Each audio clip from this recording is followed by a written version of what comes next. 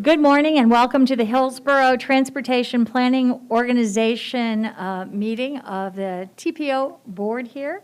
And we'll call the meeting to order and start with the Pledge of Allegiance. I pledge allegiance to the flag of the United States of America and to the republic for which it stands, one nation, under God, indivisible, with liberty and justice for all. And if we could start with a roll call, please.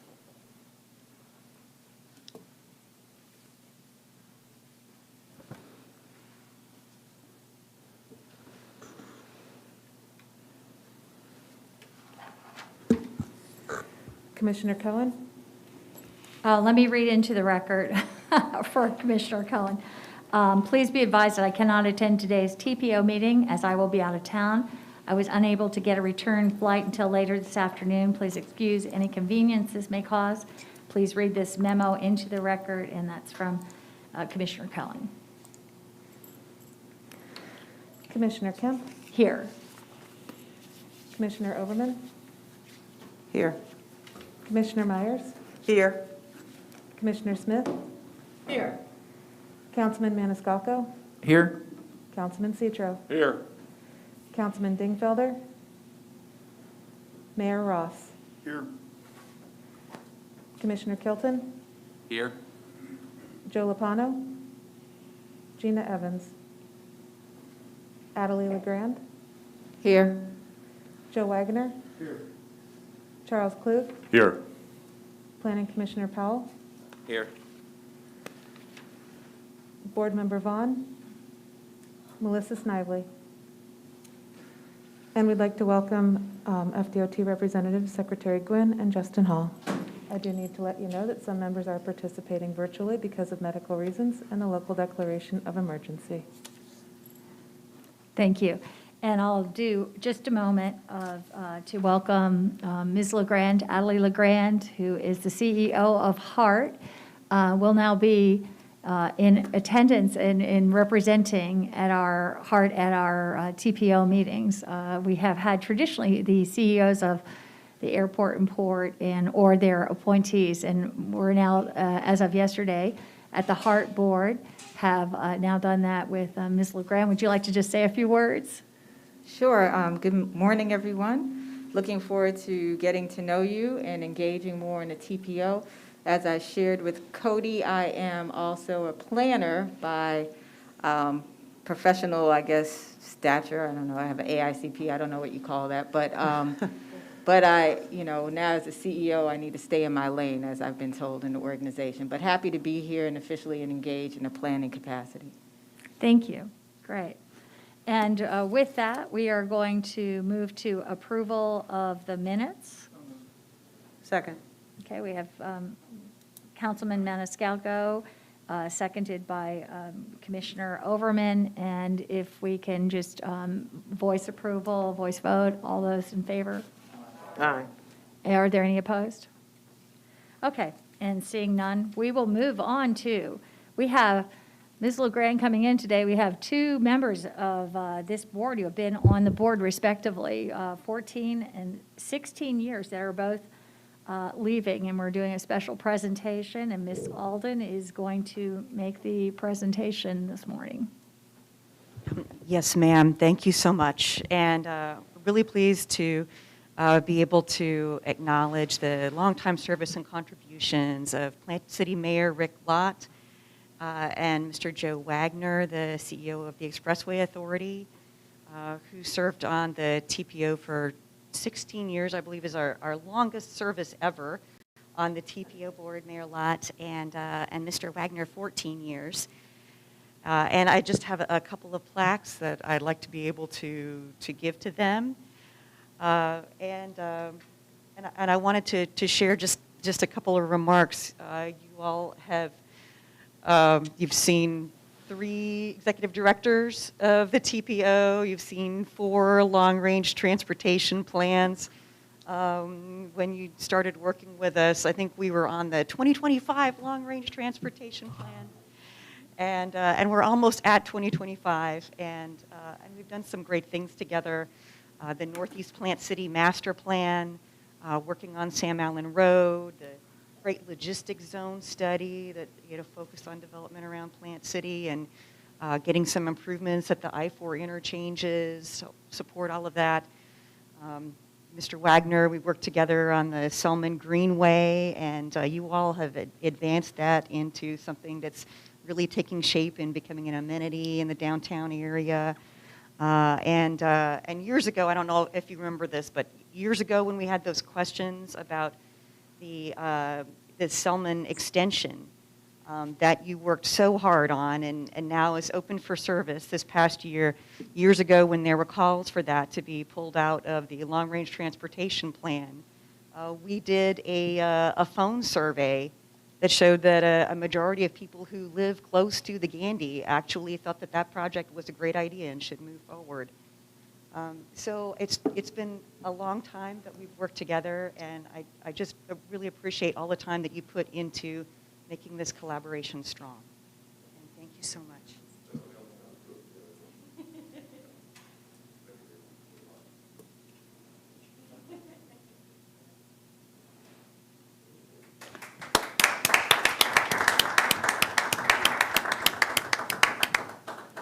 Are either of you going to comment? I just want to say that having been on the MPO for a mere 5 years, but seeing you both attend all the time, which isn't always true of all our members, and being great contributors to the MPO and the furtherance of the conversation here. I'm not always agreeing, for sure, but very much appreciate your service and dedication to the organization. Thank you very much. Thank you. And with that, we will move on to our next item. We have committee reports and, I'm sorry, we have public comment, importantly, at this point. And we have a very robust list for public comment. So we will begin a public comment with Matthew Suarez.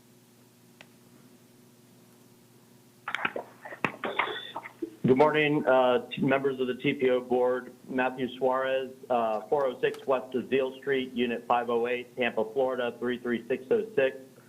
Honorable members of the Hillsborough County Tampa Transportation Planning Organization Governing Board, during this meeting, I would like to request the TPO's Governing Board file and approve a motion to accomplish the following.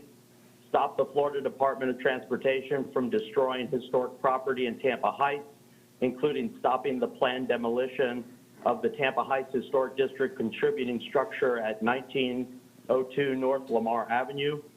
Stop the FDOT's intent to physically expand the interstate via the planned I-275 barrier wall movement in Tampa Heights. Declare a temporary moratorium on the FDOT's downtown Tampa Interchange operational and safety improvements project so as to allow for full vetting of the project, including the impact of the barrier wall movement. Support also the TPO CAC resolution addressing these points passed on Wednesday, January 5th, 2022. With these items said, I would like to focus on the referenced demolition of the structure that contributes to the Tampa Heights Historic District at 1902 North Lamar Avenue, Tampa, Florida, 33602. I have requested TPO staff to provide TPO governing board members with a visual timeline that has been assembled relating to the structure found at this address. The timeline chronicles the structure at 1902 North Lamar Avenue from the 1990s to the present day, using images gathered from Google Street View, Florida Memory State Library and Archives of Florida, the National Park Service, Facebook, and investigative records. This information is being provided because it shows that from 2007 to 2015, the structure was not in the derelict and blighted state it exists in today. Today, it exists in this state because the Florida Department of Transportation has possessed it for the last 6 years and imposed such a sentence upon it. If we look at the images, we see in 2007, someone took it upon themselves to invest in the contributing structure found at this address and make it better than what it was in the 1990s. Why? Because they seem to care about the quality of the built environment. They seem to care about the structure being one that contributed to a nationally recognized historic district. They seem to care about the historic value and integrity of their community. As one who petitions the Florida Department of Transportation regularly on matters regarding concerns of the agency's delinquent acts in the community and its forms of unjust behavior, the 3 items noted at the opening of my public comment, or excuse me, the 4 items noted at the opening of my public comment are just some of the numerous reasons why the TPO Governing Board must file and approve such a motion during this present meeting. Thank you. Thank you. Rick Fernandez? Thank you, Chair. Can you hear me all right? Yes, we can hear you. All right. Good morning, all. I stand in opposition to DOT's newly revealed plan to extend the 275 Interstate barrier wall extension further into Tampa Heights. To save time, I'm going to associate myself with the comments just made by Matt Suarez on that issue, as well as the issue of the moratorium and the historic structure at 1902 North Lamar. He pretty much said what I believe I would have said, at least in significant part. Like not on your thing, though. I am vice chair. What are you looking at? of your Excuse me, CAC. someone is not muted? Okay, thank you. Go ahead. Thank you. I am vice chair of your CAC.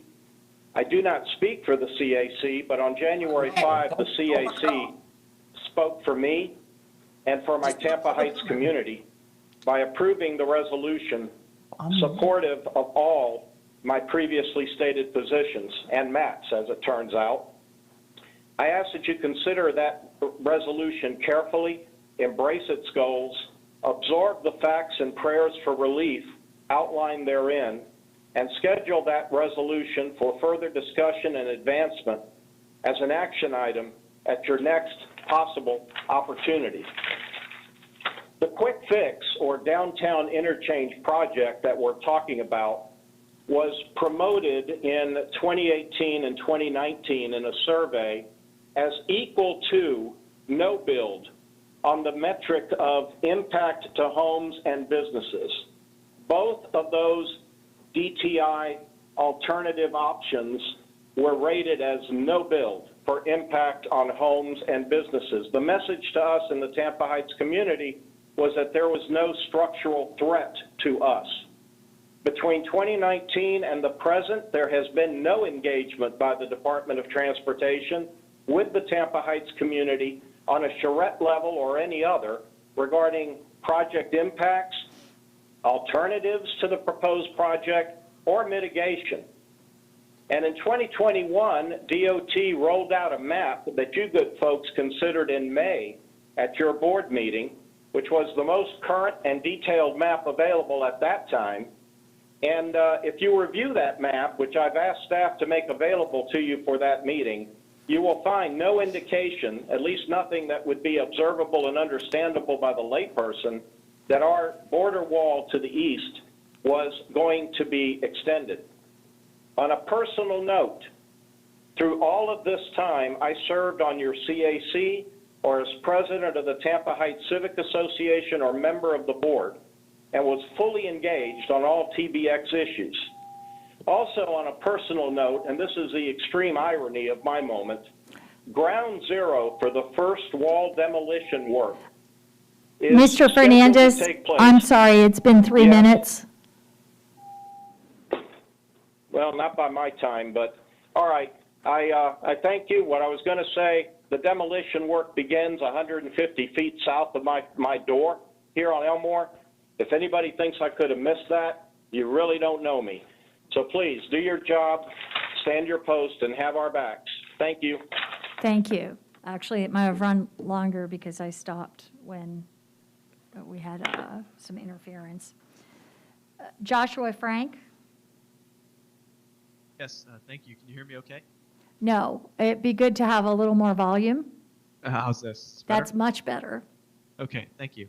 Thank you for taking my public comments. I'm going to save some time by essentially echoing what Rick and Matt said earlier. I'm the one who made the motion at your CAC's meeting to enact or accept what was written.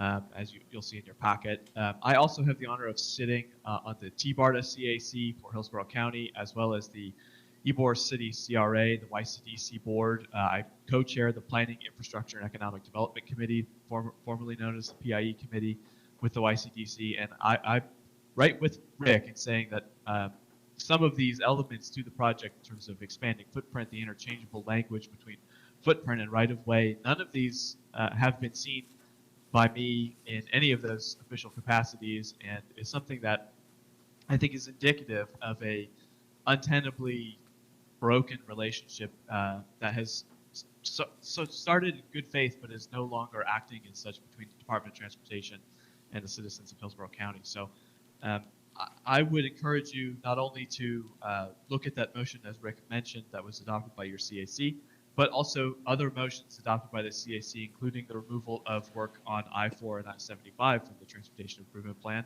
because frankly, we're at a moment where we need to hit the pause button with the Department of Transportation until that good faith is restored between the community and the department. So that's all I have time for. Thank you. Thank you. Nicole Perry.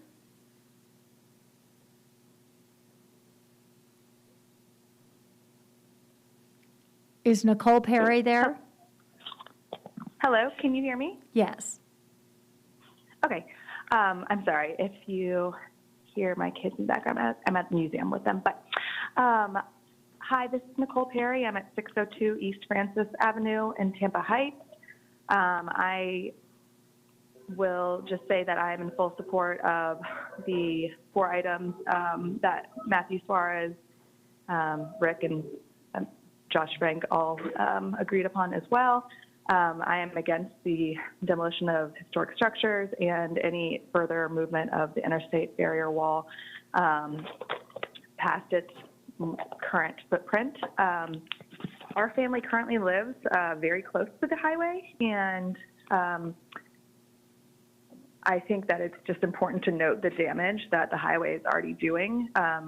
I mean, it's obviously done a lot of damage and destroying properties in the past and destroying neighborhoods. But even at its current footprint, with the current houses that, you know, we're allowed to stay, our house has to be wiped down constantly because there is pollution from the current traffic level and the current footprint. Our house constantly has black, you know, dust debris on it.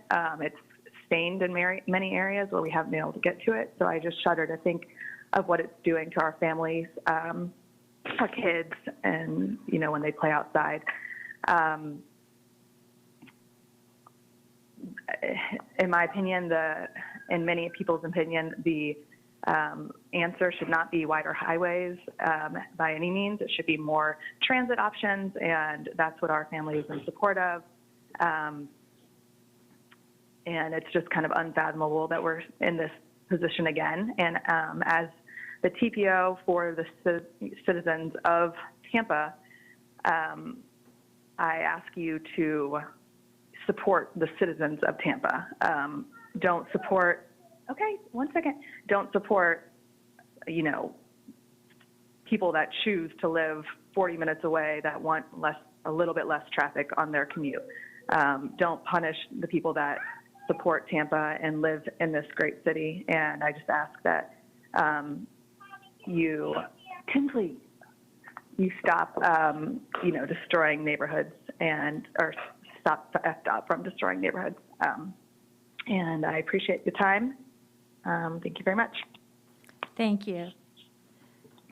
William Hunter. Madam Chair, William Hunter did not log into the meeting. Thank you. Riva Iman. Good morning, Chair and Board. My name is Riva Iman. I'm a present resident at 427 North Hernandez Court. I am a community organizer. Tampa Heights is a very important part of the community at large. This is not a point of personal agenda. You were voted in by the people for the people. We the people are hoping you look very hard and think very hard about your decision when it comes to 1902 North Lamar. And also the I-275 interstate expansion, which we do not want it at this time at all. So I please ask you to vote no. It was our votes that put you in the office or the position that you're in right now. That our votes can also take you out of those positions that you are in right now. The people have spoken. This is not what they want. The people who voted you into these positions to make the decision for the people. I ask you again, once again, to think very hard about the decision moving forward, because election is coming up very soon again. And as a community organizer, I will be out there ground and foot, making sure that we remember your decisions on this right now. Thank you. Thank you. Reuben Bryant? 515 East Florabraska Avenue. My comments echo the sentiment of Rick Fernandez, and I actually would like to defer my time to him. Him and I have spoke consistently about these items. I'm his neighbor, so I'd like to give my time to Rick, the 3 minutes, for the remaining part of it. Mr. Fernandez, are you there? Maybe if he wasn't expecting that, we can bring him on again. Okay. I am here. Can you still hear me? Yes. Go ahead. All right. Well, How are you I wasn't expecting that. So I am called a little bit flat-footed. Chair, might you be able to defer me till later in the meeting Yes, and I'll maybe just give me defer. another minute? I'll call you and give you 2 minutes later in the meeting. Okay. Okay, You're great. the bomb. Thank you. Thanks. Tony Kroll? Tony Kroll did not sign in. Thank you. Doreen Jessup?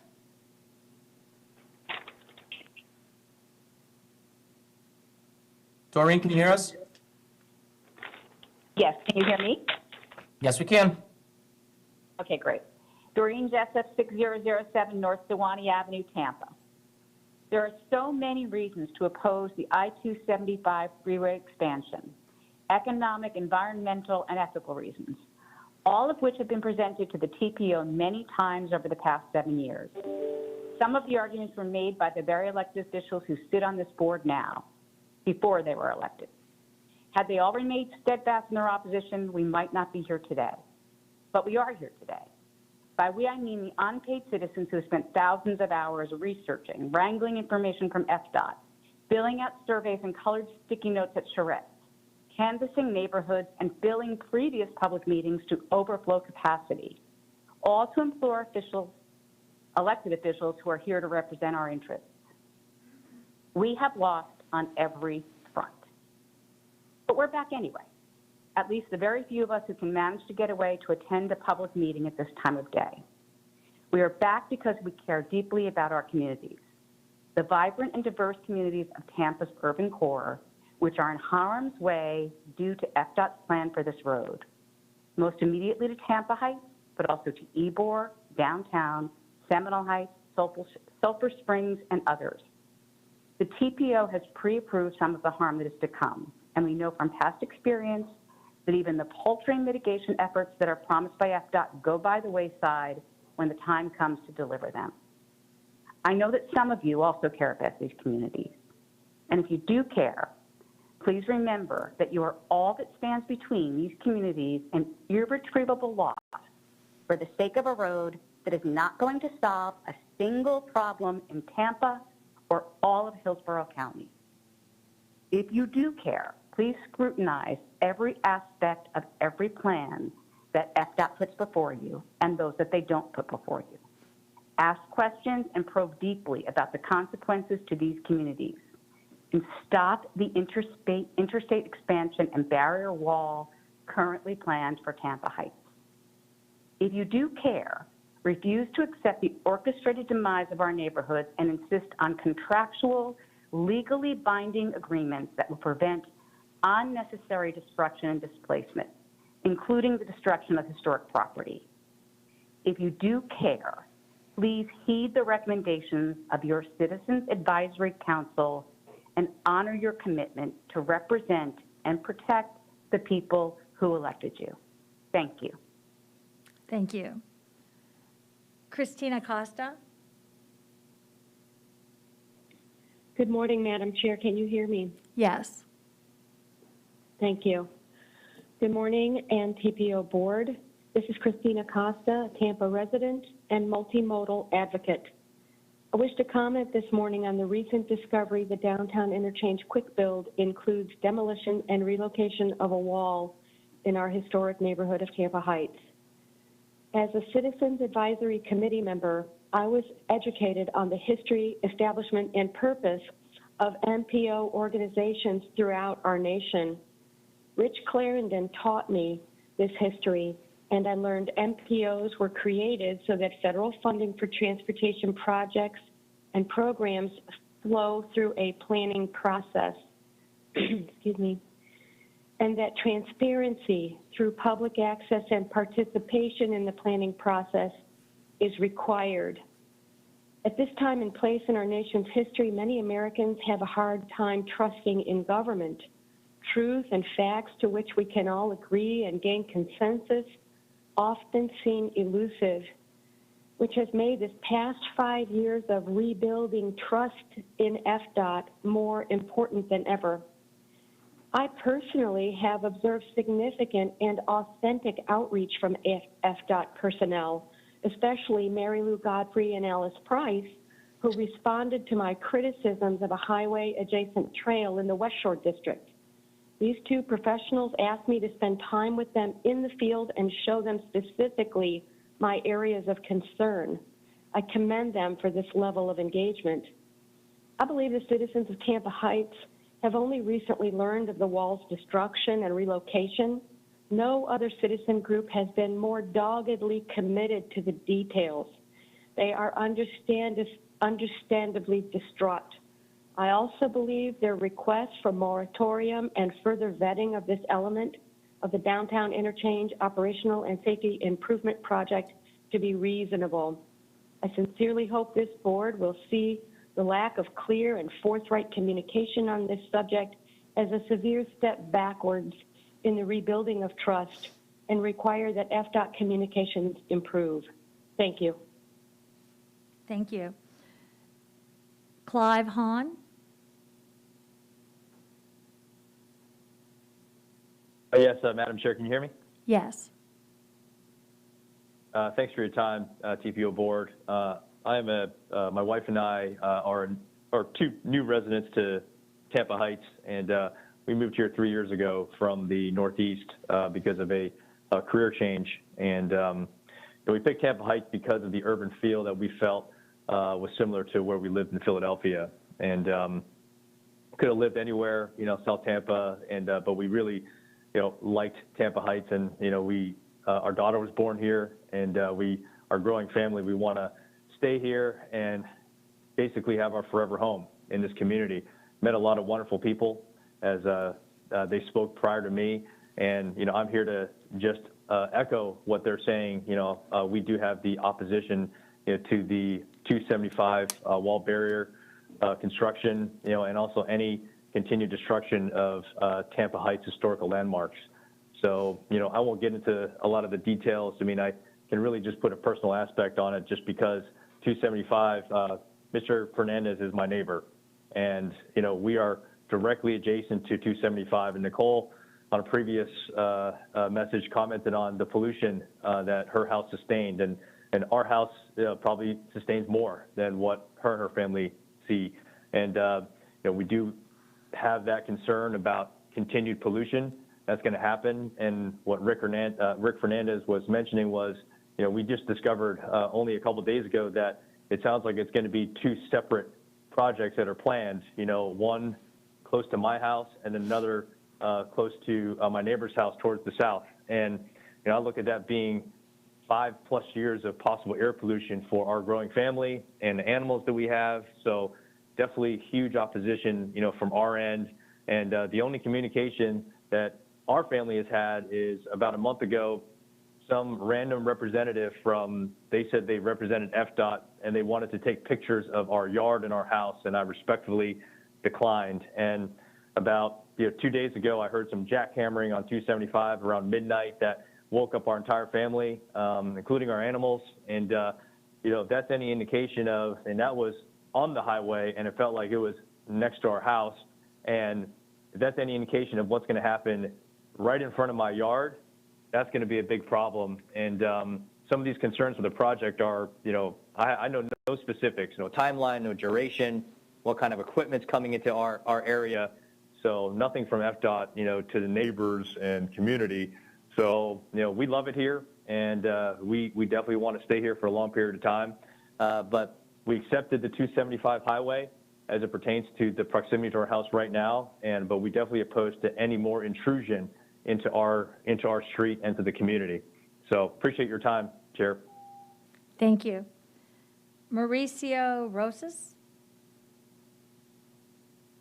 Yes. Can you hear me? Yes.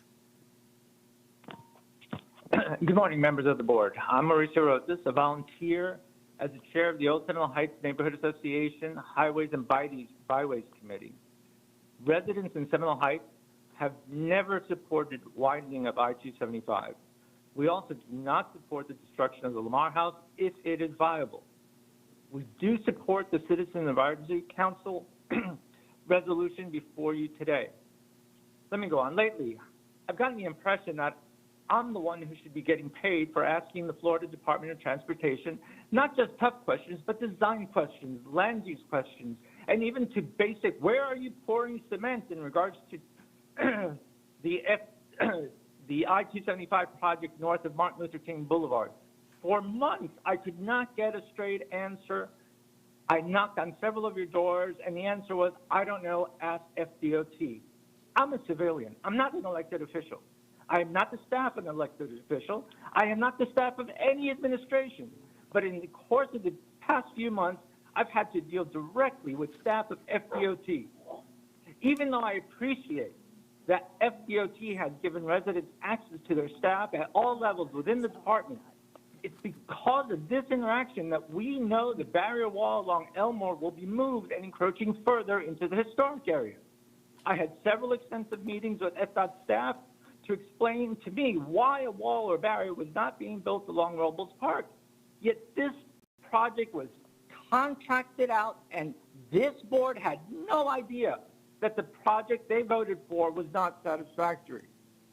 On January 5th of this year, FDOT held a forum, a Title VI forum for the I-275 project. 2 elected officials made an appearance. They took some pictures. They asked few questions and quickly left.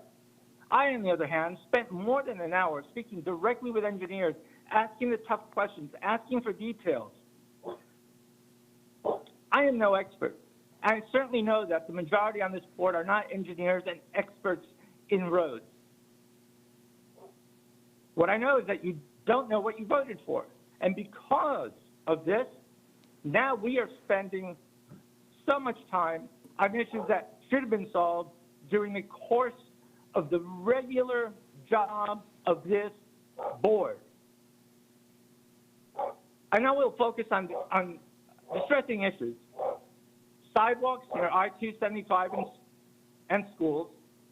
My pit bull, I'm sorry, is really upset about all this. She just cannot handle it. She's just as upset as I am. I'm looking at the underpasses of Osborne and Chelsea. These 2 roads are primary connectors to students at Hillsborough High School, Hillsborough Middle School, Seminole Heights Library, Oak Grove Elementary, Walton Academy, and Edison Elementary. Yet these 2 roads lack sidewalks, bicycle paths, and the roads are in Mr. poor Rosas, condition. your time is up. Yes. May I make 3 more comments? I'm going to have to. I need policy changes. I just want to recommend 3 policy changes. Be quick. If you're very quick, just do it very quickly. Very good. Yep.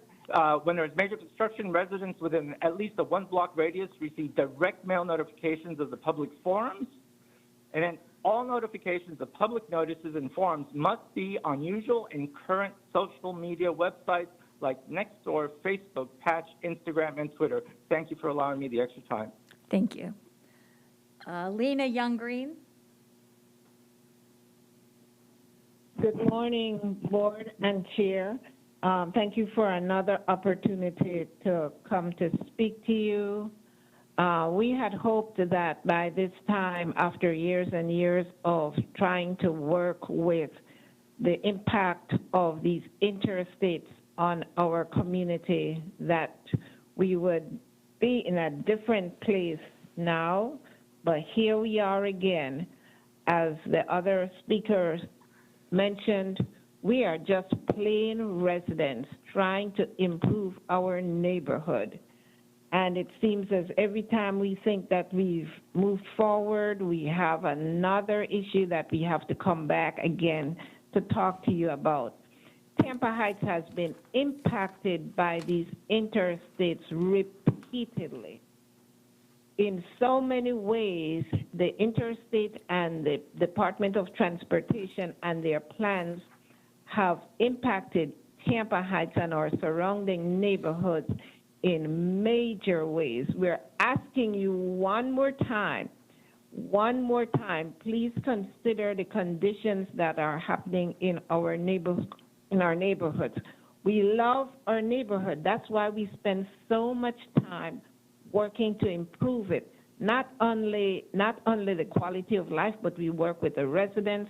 We work with other issues that improve our community. But it seems that every time we do something, Department of Transportation, which is this massive department that gets direct funding that could allow it to override us and frustrate us and overwhelm us, it becomes just too much to bear. Here we are again. We're asking for you to kindly look at the 4 items that were identified before. I won't go through them again because you have them. Please pass the CAC resolution. Look at those carefully. Those are some of the solutions that we have come up with, at least, especially temporarily. You know how much we care about our historic district. The historic district was created by us, the residents, again, making the initiative to protect our structures that date over 100 years in some cases in our community.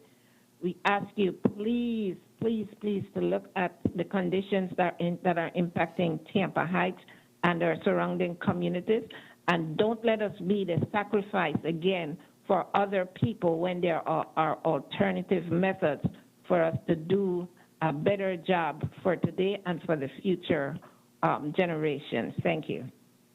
Thank you. Doug Jessup? Hello, can you hear me? Yes. Hello? Okay, Yes, we great. can hear you. My name is Doug Jessup. I'm at 6007 Sewanee Avenue, North Sewanee Avenue in Tampa. I'm here speaking in support of the CAC recommendation. I want the TPO to adopt it and to oppose the interstate expansion. And just make a couple of points here. The first is I'd like you to recall that no scheme of this kind has ever worked. Aside from gobbling up prodigious amounts of money, interstate expansion schemes in urban areas deliver nothing in the way of improved travel times or lower crash rates. All of the empirical evidence is completely unanimous on that. I mean, you can look at, across the country, anywhere you look, a scheme like this is guaranteed to fail. A second thing that you should know is you should recall that the redesign of Malfunction Junction some 15 years ago was billed as something that would solve all of the interchange's problems. And indeed, within 30 minutes of the completion of that project, it was quite clear that the project was a complete failure. It gobbled up an enormous amount of money, but it delivered nothing, again, in terms of improving travel times, lowering crash rates, or whatever other metric FDOT claimed to be using. And in fact, the very same clown posse that cooked up that project is back. All right? But this time, they just want a bigger version of the interchange redesign that they gave you a few years back. And what that means, of course, is that it's going to be nothing other than a larger version of that epic failure. So there's really no reason to take them seriously when they claim that this is going to produce any kind of positive outcome from the point of view of people who live here or the people who even are driving through. Finally, I'd like to say that you really should understand that the entire Tampa interstate system was designed in the 1950s and 1960s by vile bigots whose primary goal was the destruction of non-white neighborhoods. It's no accident that Tampa Heights and Ybor have been devastated by interstate construction, for indeed those non-white neighborhoods were the target carefully chosen by the segregationists who planned the interstate. Those of you on the TPO who support interstate expansion and ignore the recommendation of the CAC are simply doubling down on a despicable racist history. And the burden is on those of you who support this scheme to explain how that support does not make you complicit in that awful racist project from the past. And you should note that it does not suffice to say, oh, that was then, this is now, we're so sorry about the awful history, it's time to move on, right? That sort of response presupposes that the damage lies in the past, but as you've heard from people, the damage continues every day. And finally, I think it's time to recognize that the Tampa interstate system is a failure. You should not regard FDOT as a source of information about how to improve things. FDOT, I mean, their record of mendacity is absolutely breathtaking. I mean, the number of lies they've told, the number of deceptions that they've inflicted on people is just absolutely beyond comprehension. Your and it's 3 time minutes for the is TPO up. to stand up to FDOT and do something. All right, thank you very much. Thank you. Matt Sienk? Matt has not signed into the meeting. Thank you. Chris Vela?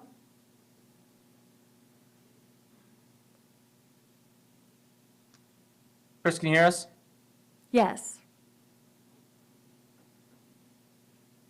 Chris, go ahead if you can hear us.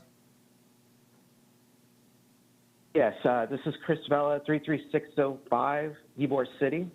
I, like Rick Fernandez, live within 300 meters of the interstate system.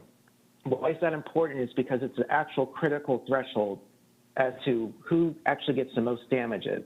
Rick and I do, actually, get the most damages. And then, of course, that spreads elsewhere out the neighborhood. But this whole issue of sound walls came up. And you all remember when I was there months ago telling you not to approve that white paper, and you guys still did that anyways.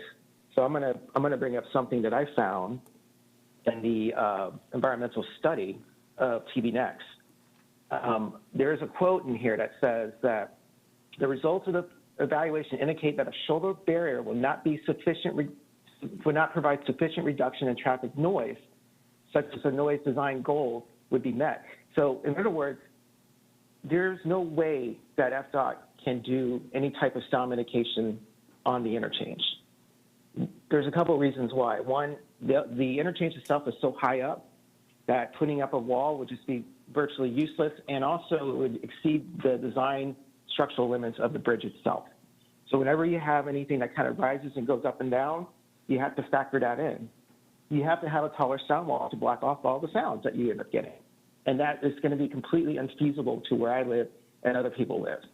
The other issue that I've seen with the sound walls that FDOT places down is if you go north towards the university area, you'll see the sound walls, the tops of them are actually the same level as the roadway. And I don't understand how in the world that got approved back then, but I'm telling you, they're going to do the same thing again.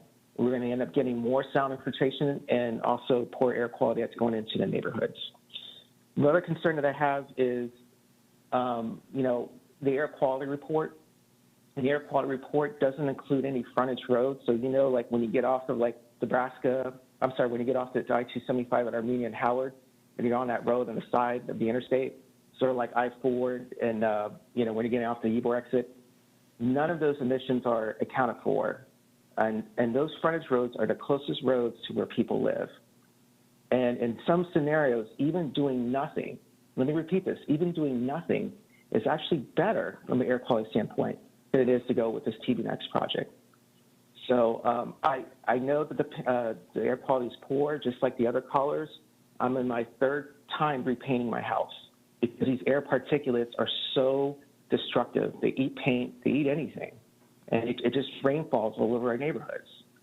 And I'm just, to echo what everybody else has said, I do support Rick's and Matt's comments, and of course Josh's motions too, about the resolution from the CAC to present a moratorium for TB Next. It must stop because we have to really look in all these reports. These are responsibilities that the TPO should have provided to the Your residents. 3 minutes are up. These are responsibilities. All right. Stop TV next. Thank you. Justin Rickey. Hi, my name is Justin Rickey. I'm a resident of 103 East 26th Avenue. I'm also the Vice President of the Tampa Heights Civic Association. I'm speaking now in a personal capacity.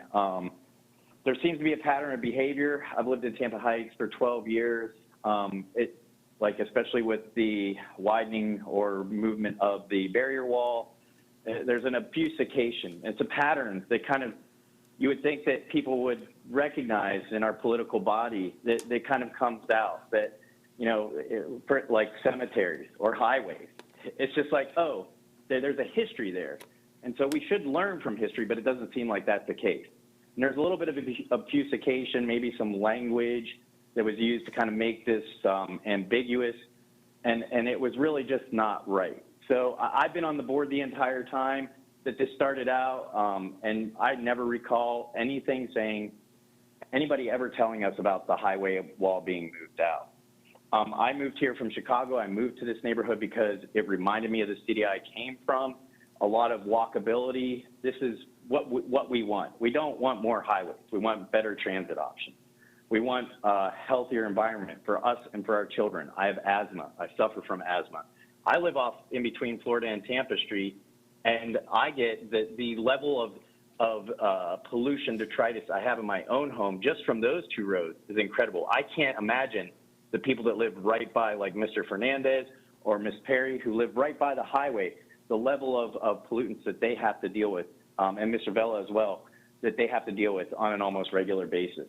This needs to stop. If we want to be a city of the future, then we need to start acting like the city of the future. We need to start providing better transit options. If you look at companies like Google, Apple, Facebook, all the companies that are moving to North Carolina and these other cities, they aren't looking for bigger highways. They're looking for multimodal transit access for their employees. So if we want to be a city of the future, if we want to be a city that is going to provide promise to people that are coming here, then we need to just start doing the right thing and stop doing the wrong thing. We need to leave the history in the past where it belongs and start forward thinking. And widening a highway, making walls bigger, destroying historic properties, these are all things of the past, guys. We need to leave them there. We need to start thinking about what the future looks like and how we can start being different. This is not different. So I just urge you, oppose any widening, any further destruction of properties. Please support better transit options. And let's move towards the future, and please pass the CAC resolution that Ms. Young referenced earlier. I thank you for your time. Thank you very much. Thank you. Michael Spocus. Madam Chair, Michael Spocus joined the meeting, but then left off. Thank you. Michael, have you joined back up? It doesn't seem like he's joined back up, but we do have Tony Kroll from the public comment list that did sign into the meeting recently. Okay. Mr. Tony Kroll. Tony, can you hear us? Can you hear me? Yes, we can, sir. Okay, cool. So my comment is all about perspective. So I'm sure you guys have all seen the film Field of Dreams, came out in 1989, starred Kevin Costner. If you build it, they will come. So this issue has been about perspective from the beginning. If you're a wealthy lobbyist in the 1940s, in the name of progress, your perspective is that paying off TECO to remove one of the most efficient and well-designed transit systems in Tampa was a good idea. This happened all over the United States. Subsequently, if you're a wealthy white male in the 1960s that is lobbying to build interstates, then you would look at maps of the entire United States and draw lines directly over thriving minority communities. There are actually dots in the phone book, they're stars up until 1925 of Black residents, and you can actually follow the lines where the interstate went through looking at phone books from 1925, and where those families lived. It's completely tragic. So due to that, obviously Tampa lost the central business district, where Perry Harvey sits and directly where the downtown interchange is today. we had thriving, diverse communities in Tampa Heights, and all of that fed through to Franklin Street, downtown Tampa, with the trolley system that was there. All of these things were destroyed by, historically terrible lobbying and ideas that we just kind of need to leave behind, as Ricky's point and as Lena's point and Rick Fernandez's point and everyone else. We aren't just people that live in these historic neighborhoods and, oh, don't take things in our neighborhood, or our houses are dirty, and we're just all these residents that are complaining because we live here. We're actually, forward-thinking new ideas, because these policies and interstate widening, these things don't work. As Doug Jessup pointed out, they just don't work. All the data basically says that this is a wasteful project to keep expanding interstates. So I'll go back. I know you guys have heard the term induced demand. I know that was a really popular term in the 2015 when we were all sitting at the MPO meetings until 2 in the morning talking about it. But we'll go back to that. So induced demand obviously is when you build new lanes, more cars will come. So there is a better option. I don't know how much time I'm at, but there are two things. Let's support the Boulevard Tampa plan, past the CAC resolution. If we look at the lots that were removed entirely, that were just flattened from the interstate, that's property tax, that's business tax. These are things that if they were put back, if there was a boulevard project, that all of those lots and all of that property could be revenue for the county and for the city. And You've had 3 minutes. There's just a better way. Draw different lines. We can draw different lines. Thank you. And finally, we'll return to Mr. Fernandez, Rick Fernandez. Can you hear me all right? Yes. Okay, thank you. And again, I appreciate the courtesy. Ruben, thank you for your courtesy in ceding the time. I want to start by thanking my neighbors and friends throughout Tampa Heights, as well as Seminole Heights and historic Ybor. All of you stepped up. You heard voices from all of those communities today that I caught. Anyway, there may have been some others too. I'm going to get granular with this little Christmas present that Ruben just gave me and talk about what this project looks like on the ground. First of all, I learned about it on November the 17th of 2021 while having coffee with a couple of FDOT reps to talk about mitigation, that landscaping opportunities along the wall in front of my house. I was ready to put a pin in the DTI discussion and move on. And then one of them innocently mentioned the wall movement, and I almost spit out my coffee. So that's how Tampa Heights learned that this thing was going to happen. Now, what's this thing look like? If you're familiar with the stretch of Elmore, the frontage road between Florabraska and Columbus, that stretch of wall actually has the distinction of being part of two different projects, one north of I-4 and one south of I-4. And the seam between those two projects falls somewhere around Clive Hahn's house. You heard from Clive earlier. What's going to happen is they're going to come in and they're going to destroy and remove or replace that wall once around 2023, and then they're going to come back again sometime in 2024 or 5, and they're going to destroy and replace the other half of that wall. So Clive and my other neighbors just down the street here get to live through this twice over a 5-year period of time. Then the wall continues to expand on down the entire border of Tampa Heights down to Jefferson Street. Think, if you will, broadly of the intersection of 7th and Central, where the AKA sorority house is. Directly across the street from that, there's a green space that's been created by prior FDOT demolitions. At that area, the wall is expected to move out roughly 50 feet. In my area here, at the northern end of this destruction, it's going to move out about 15 or 12 feet. It's unclear. I don't know how much in between those 2 points. But I'll tell you this. I learned all of that in a matter of less than an hour going to Blythe Andrews last week and sitting down with one of the engineers with a map in front of me and knowing what questions to ask. I learned more at that meeting than I have during the previous 2 years since this project rolled out, or the previous year since 2015 when TBX originally rolled out. That is just unacceptable behavior on the part of the DOT.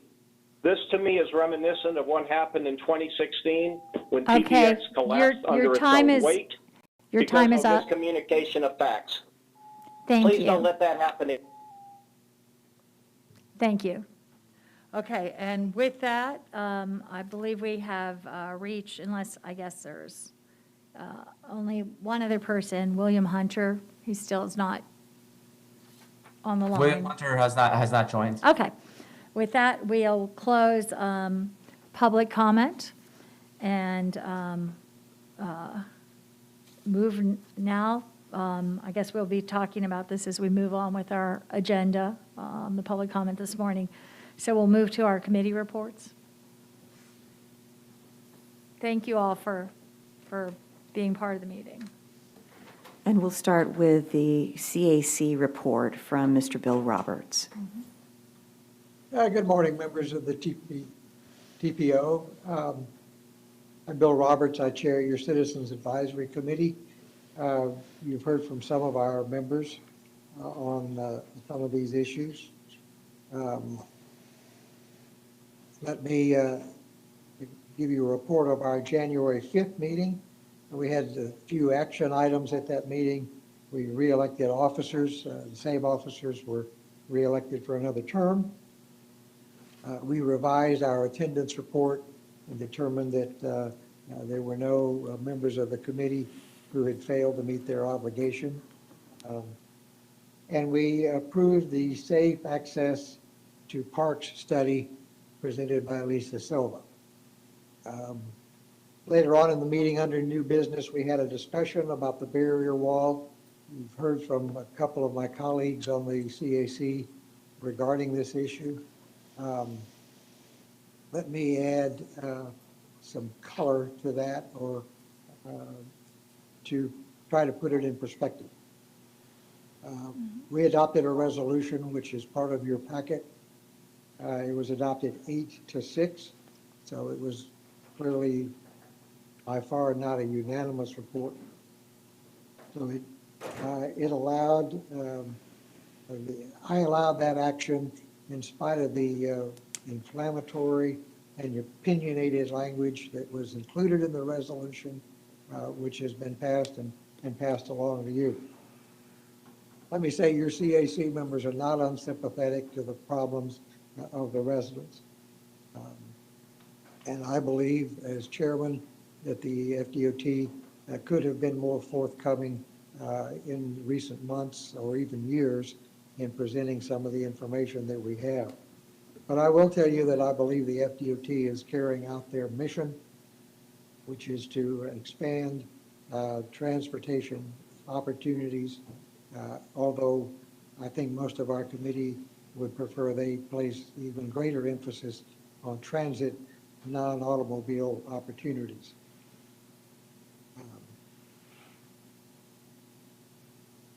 If there are any questions about our actions, I'll be happy to stay online and take those questions, but that concludes my report. Thank you. Thank you. I don't see any questions at this time. We have a couple more reports. Yes, ma'am. Davita Franklin, TPO staff, will report on the actions of the other committees and also do a quick summary of the electronic comments that we've received in advance of the meeting. Thank you. Good morning. Here's your summary of committee reports and public comments. So items pertaining to today's consent agenda are that the Technical Advisory Committee, the Transportation Disadvantaged Coordinating Board, and the Bicycle Pedestrian Advisory Committee approved the USF to Green Artery Trail study.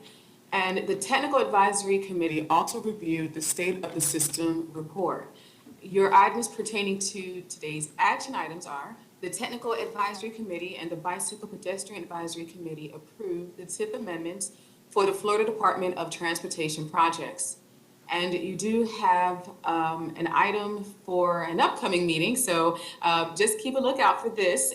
The Bicycle Pedestrian Advisory Committee, the Livable Roadways Committee, and Technical Advisory Committee approved the Safe Access to Parks report, so that's something that you're going to see in the future. For your summary of public comments, we had 5 comments in support of the I-275 Boulevard study. Several people wrote in supporting the Citizen Advisory Committee's motion regarding the demolition of the building on Lamar Avenue and also the downtown interchange moratorium. Regarding the Suncoast Transportation Planning Alliance workshop on passenger rail that was held in December, Mauricio Rosas said that we need land use to be more supportive, and Andrew Morris said to look at Amtrak as an option for new routes. And there also was an inquiry about solutions for traffic suggestions to South County on US 41 that was submitted by Dan Lombard. And Chris Vela asked about noise impacts at the downtown interchange. Now, please note that we do have attachments that were sent to you. These were from the public comments that you heard today, and also the emails that came in from most of those folks that commented today. And that was from Cheryl Wilkening. She sent it, and the file was called Board Folder. And now Beth Alden will give an update on the policy meeting that occurred earlier today. Thank you. Thank you, Davida. I just did want to make sure that you all were aware that you can access the full content of the emails that we received in advance, as well as the attachments that some of our speakers this morning were referencing. Those have all been distributed via email, email called Board Folder. So this morning at our 8:30 Policy Committee meeting, we had a presentation about 2 items that are on your consent agenda, and those are the USF to Green Artery Trail Feasibility Study and the State of the System Report. The Policy Committee did approve both of those items, forwarding them to you for your approval. Chair, I'd like to make a motion to approve that, but I'd also like to encourage all of the board members to take a look at the State of the System Report presentation that was made at the Policy Committee. It was exceptionally well done, and it includes a lot of our overall strategies, so I think it's really valuable to review. With that, I'll make a motion to approve the consent agenda. Okay, we have a motion by Commissioner Overman, and seconded by Councilman Maniscalco. And it seems like we have regular presentations of the state of the system other than at the Policy Committee at other times. How does that? Because it's pretty significant to not have. So we will review individual parts of that, that very extensive performance measure package as we set targets, as this board sets targets. So for example, next month, we'll be having a much deeper conversation about the safety performance measures in particular as we do our annual review. In the fall, we have to set the performance targets for good repair and travel time reliability. And so we'll be digging into that a lot more. So we just wanted to circle back and let everyone know that kind of the full package is available, and we've created a new web page where anyone can access those data on an ongoing basis. And sometimes it's just kind of hard to track how often and what parts you see over time. And while it was good to see it all in one package earlier, it's kind of overwhelming each part of it. And so I can see where it's valuable to have it come through by pieces so you can actually give it more scrutiny and talk about it and think about it more. So with that, we have a motion to approve the consent agenda in total by Commissioner Overman, seconded by Councilman Maniscalco. Any further comments? Seeing no further comments, can we please do a roll call vote? Commissioner Kemp? Yes. Commissioner Overman? Yes. Commissioner Myers? Yes. Commissioner Smith? Yes. Councilman Maniscalco? Yes. Councilman Citro? Yes. Mayor Ross? Yes. Commissioner Kilton? Yes. Adelie LeGrand, Yes. Joe Wagner, Bob Frey, Yes. Charles Klug, Yes. Planning Commissioner Powell. Yes. The motion passes 12-0. Thank you. So at this point, we will move on to action items. We have our first item, the TIP amendments for FDOT projects. Connor McDonald. Good morning, Connor McDonald, TPO staff. Can you hear me okay? Yes, we can hear you. Perfect. Let me just share my screen.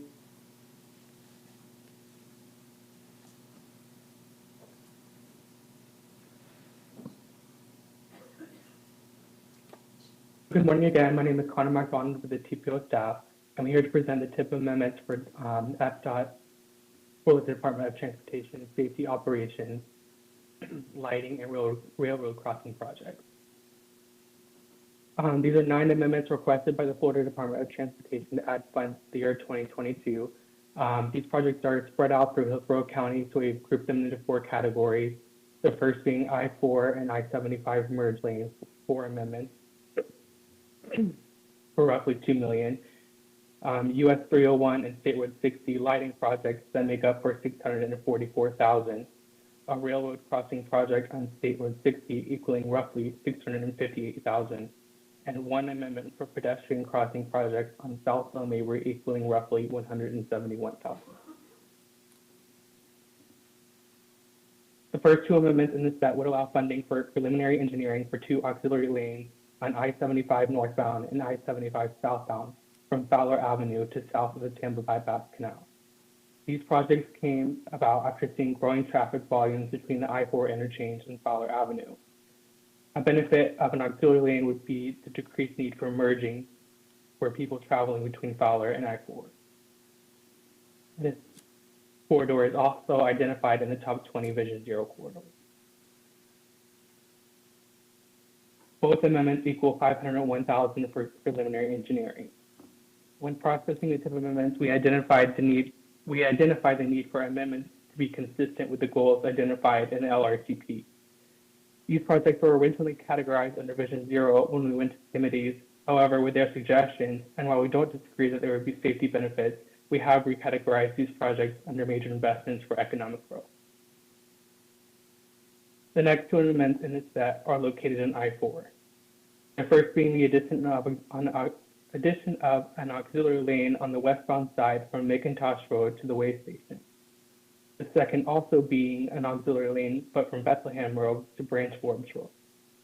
These projects are aimed to increase safety and operations on these roadway segments. Amendment 25 on the westbound side equals roughly $544,000 for preliminary engineering, while Amendment 26 on the eastbound side equals roughly $533,000, also for preliminary engineering. These 2 projects were also originally identified as being Vision Zero projects, and while we, again, don't disagree that these projects will have safety benefits, we have taken the concerns of the committees and further analysis to determine that these projects be categorized under major investments. The lighting projects make up for the next 3 of the 9 amendments. These projects will change high-pressure sodium bulbs with LED bulbs on 3 roadway segments. The first being State Road 60 from State Road 39 to Clarence Ford and Junior Road near the railroad crossing. US 301 from Crescent Park Drive to Elmsbury Boulevard. I understand that these are local roadways, so I have a description for you. It's almost 6 miles from the US 301 interchange in Riverview to the Florida Fairgrounds.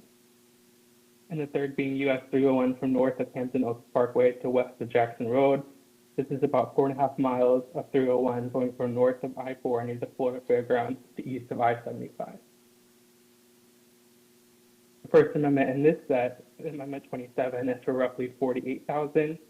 The second lighting amendment is for roughly $200,000.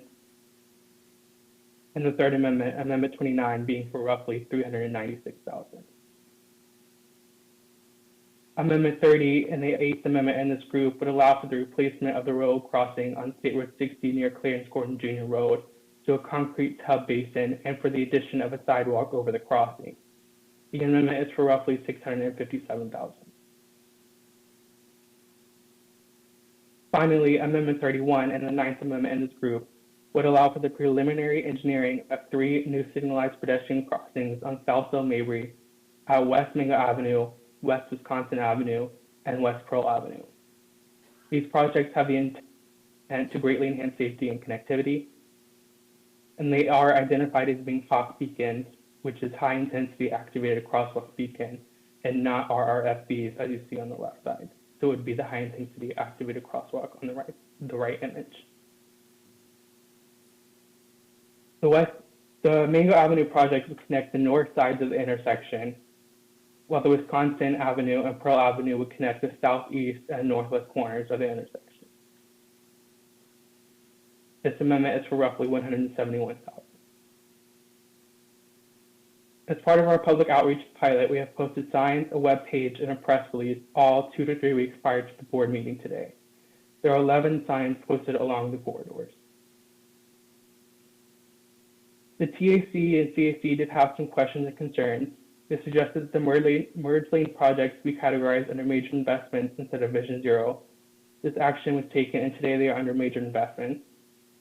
The CAC also suggested that the South End Mabry project be designed in a way that is more conducive to cyclists. This is being addressed by the project managers at FDOT. They also identified the need for the South End Mabry project to be fully signalized.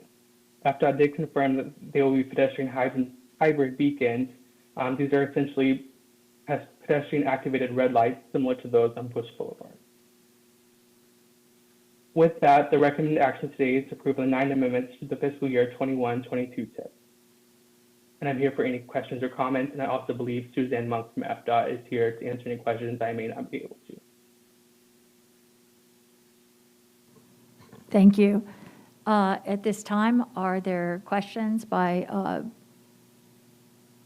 anyone? Okay. And second. Okay, we have a motion by Councilman Maniscalco to approve, and seconded by who? Mayor Ross. Mayor Ross.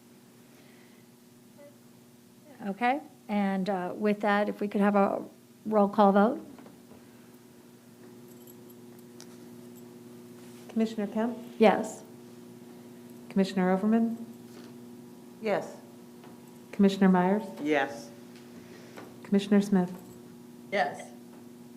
Councilman Maniscalco? Yes. Councilman Citro? Yes. Mayor Ross? Yes. Commissioner Kilton? Yes.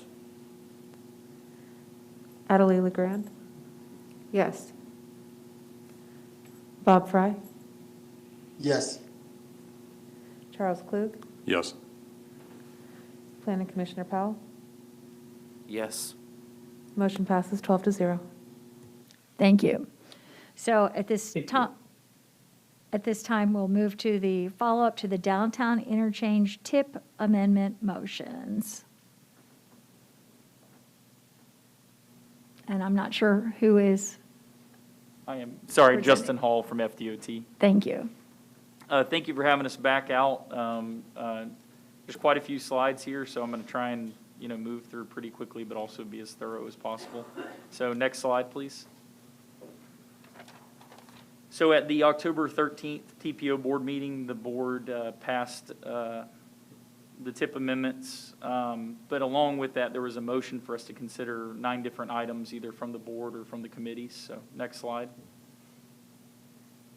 Here I've kind of summarized the 9 different, I'll go through them real quickly, but I'm also going to refer to them throughout it. So the traffic signal prioritization for HART with the ICM projects, leading pedestrian intervals at the intersections that we were constructing as part of the early works for the West Shore Interchange, considering more landscape along noise walls, ensuring that new fences do not impede walk, bike access or trail opportunities, accommodating cyclists riding from Cypress Point Park in the Courtney Campbell Causeway to the east into Tampa, considering narrower lanes and wider sidewalks on 14th Street in coordination with the City of Tampa, considering a side path along Kennedy between Rio and the West Shore Mall, and for FDOT to fund the wall gap at Roblespark with the same quality as the wall elsewhere.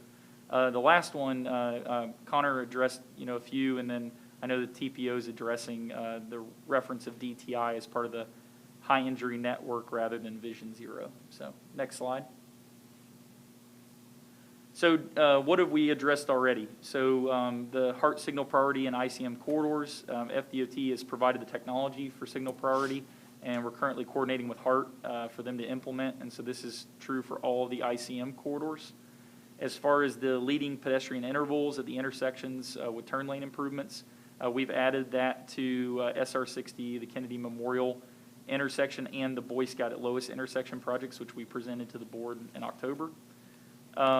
As far as landscape along noise barriers, we've prepared landscape opportunity plans that identify the areas where we're planning to plant landscaping, and we'll follow up with those as we can wrap up construction. Ensuring new fences do not impede. Christina Costa referenced the ride-along that she had done with two of our staff members, and so they went through and documented fences, and there's a couple fences we're going to move, but we can ensure that we are not going to impede any vulnerable users. So next slide. As far as the cyclists trying to ride from Cypress Point and Courtney Campbell Causeway to the east, here on this slide we've addressed either through trails, shared use paths, bikeways, how we're going to address that east-to-west movement for bicyclists and pedestrians. This will all be constructed with the various projects, so either Section 4 or Section 5. And it also shows some of the existing network as well. Next slide.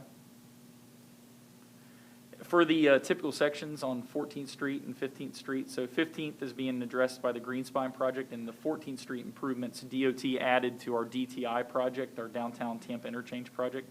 We did have a meeting with City of Tampa staff and with Josh Frank, because Josh particularly brought this concern up at the CAC meeting. We are continuing to work with the City of Tampa on what we can do with the buffer space, but we have already agreed to reduced travel lanes, and I believe the City of Tampa may pursue a reduction in speed limit. Next slide.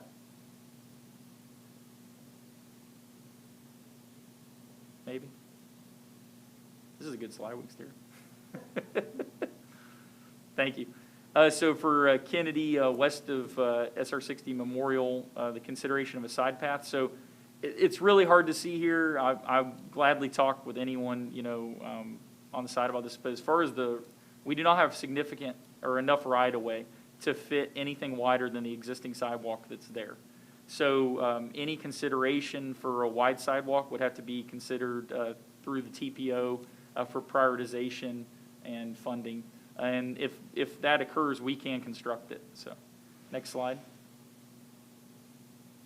So I've got several slides here. I'm a visual learner, so I tried to think of how it would be really easy for me to see it. So the next few slides are going to show the different options for Roblespark, and then I've got a slide that shows them all side by side, so you can kind of get a perspective of what they would look like. So currently, this is the existing view from Roblespark. Next slide. This is what the 8-foot visual barrier would look like from Roblespark. Next slide. This is what a 14-foot noise barrier would look like, and this is the only option that would have to be funded by local funds. Next slide. This is the 10-foot landscape trellis. We've also referred to this as a green wall. So it's an actual metal structure with, there's different types of plants that can be planted that can climb the trellis system. Next slide. And then this is a 10-foot landscape option. For simplicity, we used a 10-foot hedge, but I can tell you that the options that we've got in there, range from trees and bushes. There's a lot of options. So if we go that route, we can come back and present options of what we can do. So next slide. And so this kind of gives you a perspective of, in the middle I've got the existing, and so left and right you can kind of see what you'd have. Obviously the perspective is slightly different. So the 10-foot landscape and the 10-foot landscape trellis end up at about the same elevation as the 8-foot visual barrier because the barrier can actually be placed where the existing guardrail is now or adjacent to it. And then the same thing with the 14-foot noise barrier, so you can see the differences. We did make sure that we had a good shot with traffic, so you can see, that all three of the options, not with the, not the 14-foot noise barrier, that they all cover the traffic, and then obviously the 14-foot noise barrier does as well.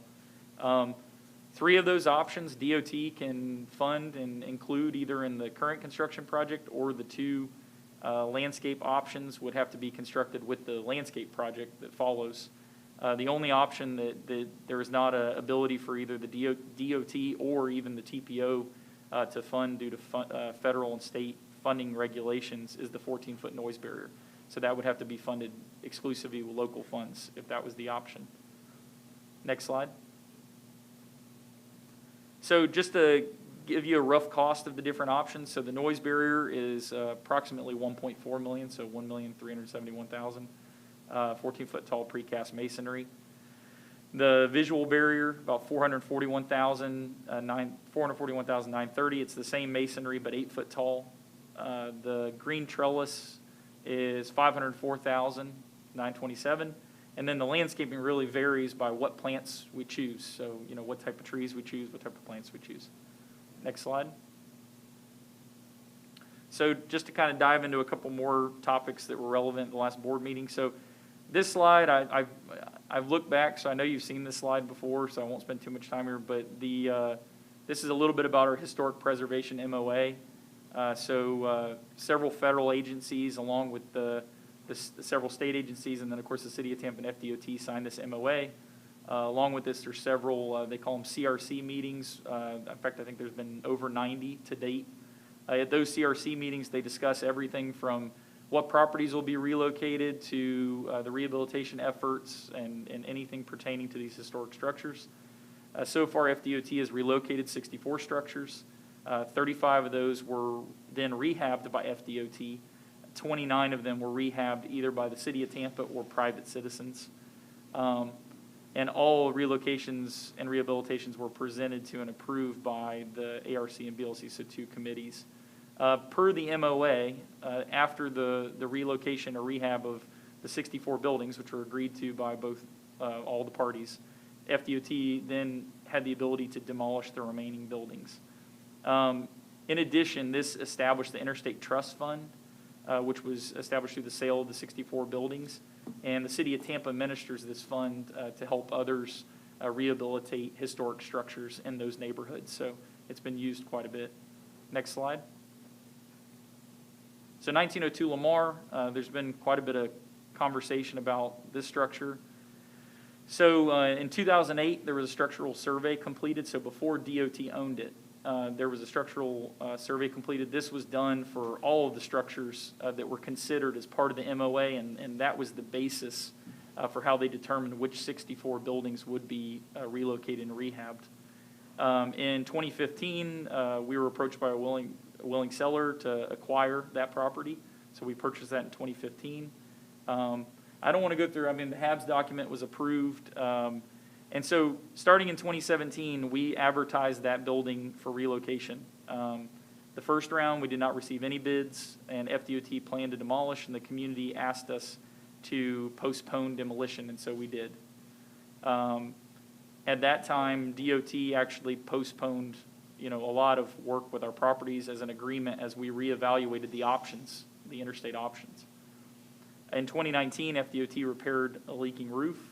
And actually, at that time, was determined that pretty shortly after there was asbestos present.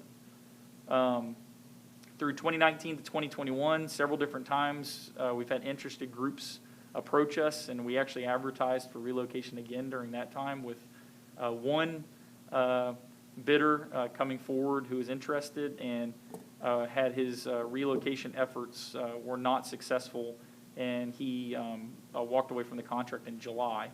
Due to issues with the property owner and setback requirements. So October, November, we completed asbestos report and abatement. At that time, shortly after, we provided the community additional 60 days to develop a relocation plan. And during that time, we re-advertised for relocation. And we had a pre-bid on January 4th, 2022, and we opened up the building for anyone to go inside and look at it to see and no one attended. We noticed this, and we actually provided this notice to Tampa Heights Civic Association president as well. Next slide. So on the left there, you'll see one of the shots from the 2008. So this is before DOT owned it. You can see the sills were rotting. There's also some joist supports that were done by the owner that were not to code, that were unsatisfactory. And there was also some documentation of other damage throughout the house. So this was 7 years before we owned it. And so I try to tell everybody there's two stories to the house. There's what it looked like on the outside, and there's what it looked like on the inside. So on the inside, unfortunately, the damage had started well before we bought it. And on the right there, that is one of 6 pages from the City of Tampa Police Department, which started before we owned it and continued while we owned it. And they've been called out 41 times in particular over the past 6 years. Next slide. So another topic of conversation, the noise barrier location. So I know it's kind of hard to see there, and that's one of 3 call-outs on that roll plot. I circled in red. You'll see a call-out that says existing noise barrier to be relocated. And that arrow points directly to Elmore Avenue, to that noise barrier. So we presented this information at an MPO special briefing on August 19th, 2019, where the board and committees as well as citizens were invited. We also presented public documents. This roll plot and others have been available throughout the time starting from February 4th, 2020 to March 23rd, 2020 at those 4 locations. We had the public hearing February 25th and 27th, 2020 at both the HTC Dale Mabry campus and the Port of Tampa.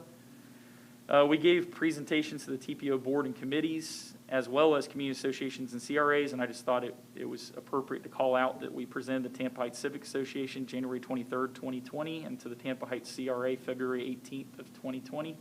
And we had roll plots available, digital files, as well as a PowerPoint. And these materials actually have been available online before February 4th, 2020, but were formally put on the Tampa Interstate Study site. So they were all collectively posted on that site February 4th, 2020. So, and they're still available right now. Next slide. So noise barrier locations, I just used an example of one of the graphics that we've used, which shows different colors representing the different types of noise barriers, whether it's an 8-foot noise barrier on wall or if it's a 14-foot barrier. So just kind of a graphic there. Next slide. And then this is just, we had been asked at the last meeting, what would it look like, if I had a grass embankment. And so once again, like I said, I'm kind of a visual learner. So there's the 14-foot noise barrier and then the 8-foot barrier on top of an MSE wall, so you can kind of see the 2 different options. And then I'll get into a little more detail later, but there's different wall panel styles as well. So next slide. So for the next couple slides, I'll talk about some of the underpasses at Dr. MLK Jr. Boulevard. With the slope pavement under the bridge is going to be removed and replaced with a full height retaining wall, widening the sidewalk under the intersection, and that'll be a smooth finish.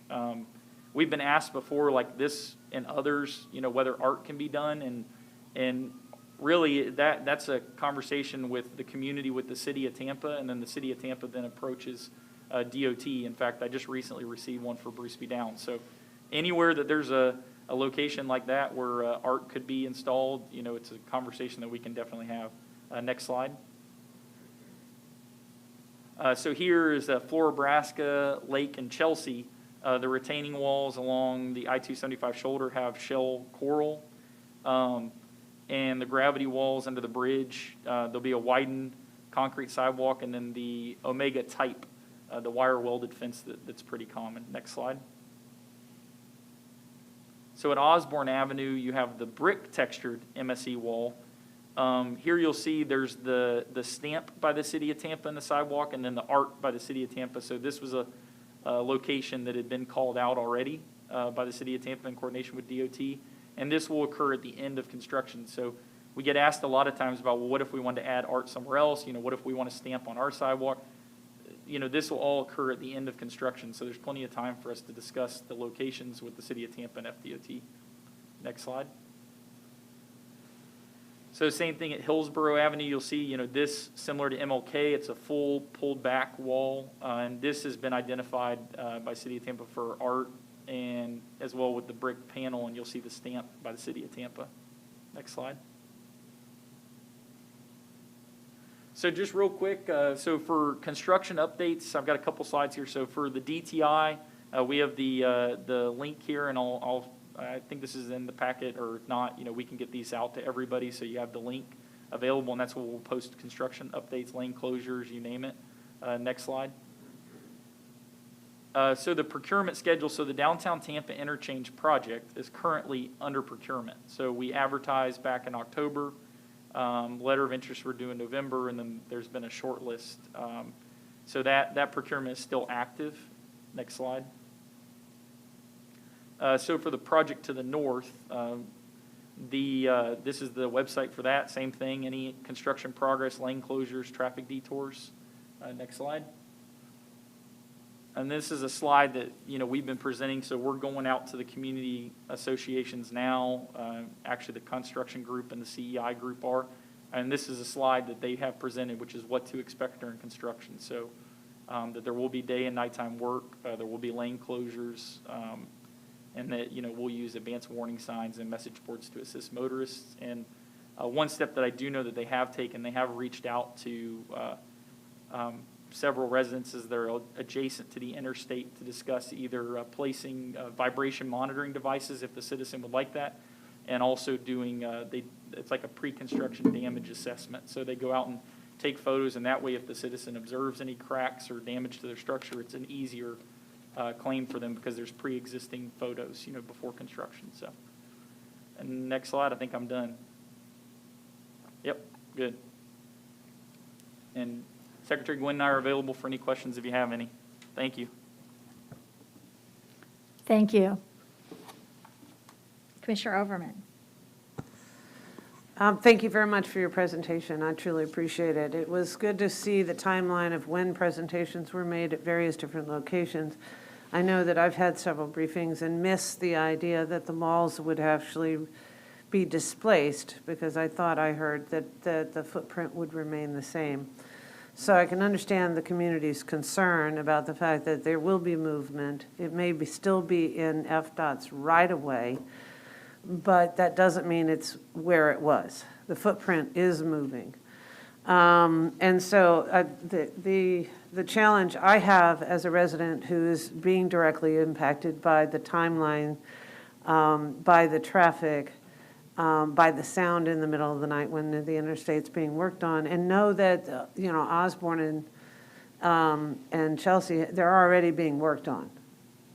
And as a resident that lives there, I'm not sure I've seen the notices asking if my 131-year-old structure will be impacted by the interstate, but I will reach out to you and we'll do some photos. But that being said, I think it is important to recognize that the folks that are engaged in this process and trying to understand what is going to impact their lives, that have been active for over a decade, and we know how they respond, that I do believe that having, one or two meetings in a community as the design has been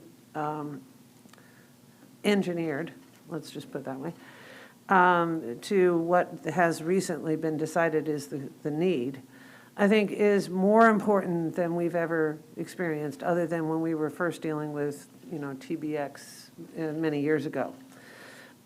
Because this community is being dramatically impacted. So while I know you have recently met out with them, I did actually virtually attend the 7th meeting. Because I was unable to physically go that evening, as many families who have children are not able to attend those meetings. Being able to virtually attend gave me an impression of that, that things weren't really changing, when actually from what we saw a year ago to what we now understand has changed. Okay, it doesn't necessarily mean it's changed for terrible or worse, but it has changed to the neighborhoods because of the engineering that was discussed. Even in the Roblespark request to take the wall out. So I have a couple of questions. On the wall change, does the movement of the wall, is that required in order to improve the safety associated with the downtown flyover? Because that was one of the reasons why I agreed to this whole process in the first place. because we have, as the community knows, and we've all heard, that induced demand is a problem. It just makes it worse. But my desire for that particular change was to improve the safety, given I hear the life-threatening accidents on a regular basis and will not get on the interstate at MLK for any reason whatsoever other than the world's on fire, because it's so dangerous. It is literally that dangerous. And I listen every single day to people either lose their cars, their health, their life, their physical ability, or their lives on that road because of the way people drive.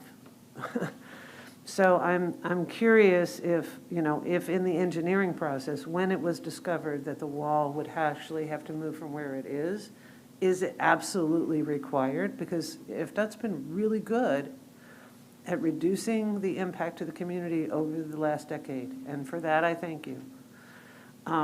But we do need to address if this is engineerily required to accomplish the safety mechanisms that have been recommended by FDOT in this particular case. And I'll stop there.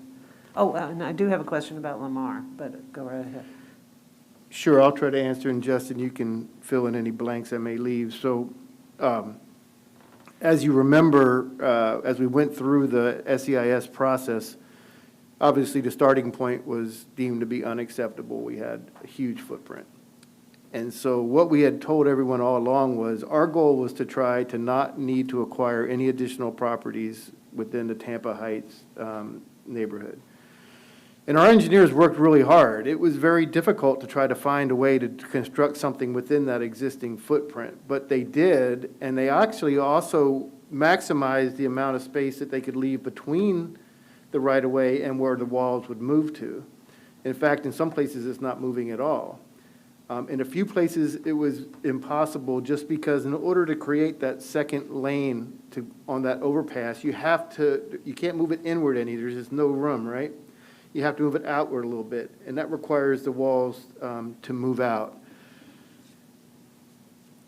I'm somewhat sympathetic to members of the community that feel that they didn't understand what we were presenting. I do believe that the information was there.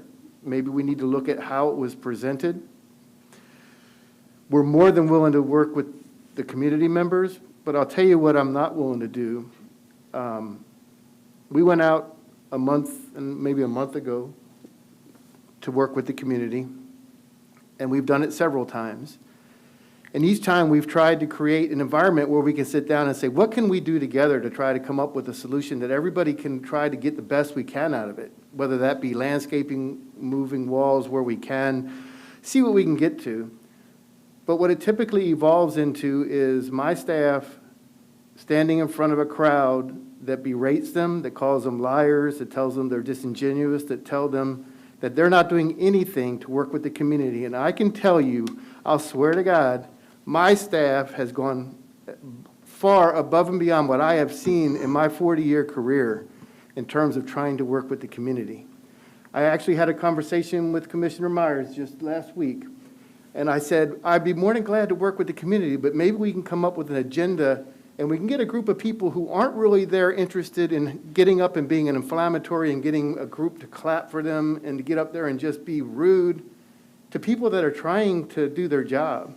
My staff are not going to fight back and be rude. My staff are not going to go down to that level and make some of the incendiary comments that are thrown at them. We're more than willing to do that. But I'm at the point now where if it's just going to be another forum for people to get up, throw insults at my staff, and have no interest in saying we don't want anything other than what we want, then I don't know that it's going to serve that purpose anymore. If they want me to come down there, I'll come down there. I'll sit all day and they can berate me all they want. But I'm not going to put my staff through that anymore. So if we can put together a group that really collectively wants to come up with some meaningful solutions, we're more than willing. Never once in these meetings do we hear about the tens of millions of dollars that the district has dedicated of our district funds to Tampa Heights in the last few years, because we recognize some of the impacts that have occurred recently, in the future, and in the past. The $68 million that we fought for and got to extend the streetcar up into Tampa Heights. The federal grant that we recently got for $25 million that FDOT applied for.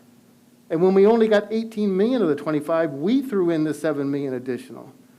We are trying very hard to be a good partner, a good community member with the Tampa Heights community. But I can tell you, it doesn't feel like there's people on the other side that really want to work with us.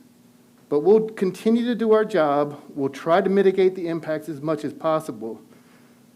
But I'll tell you, I think if you listen to those people that talk today, and I recognize the hundreds of people that ask me every week what we're doing to fix the downtown interchange, don't show up to these meetings to talk.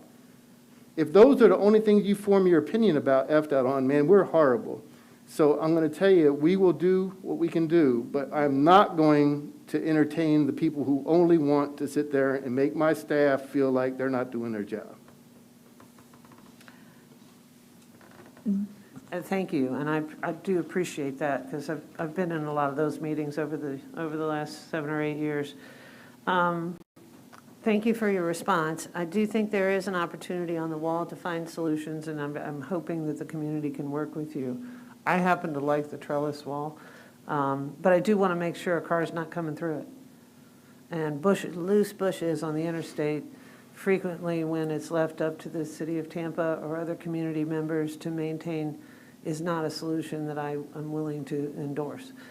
And I don't know what the value is of going to 14 feet, but I do like what you showed. Thank you. Visuals are helpful. They really does work.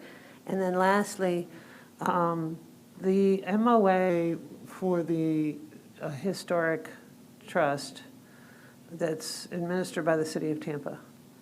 I saw that there were several things considered, but my question is there money there to restore that building for the city's community purpose, and has that been fully vetted as a solution? Right. So Justin Hall, FDOT, I'll address kind of the two things. So as far as the worried about concern with traffic, if we go with either the landscape or the trellis, there'll still be the crash barrier. So the existing guardrail that's on the interstate side, that would remain. In fact, I think it actually is a little bit of a bigger barrier. So from that standpoint, the trellis nor the landscaping are responsible. They're not there to stop a vehicle. So there's existing safety measures, countermeasures for that. As far as the Interstate Trust Fund,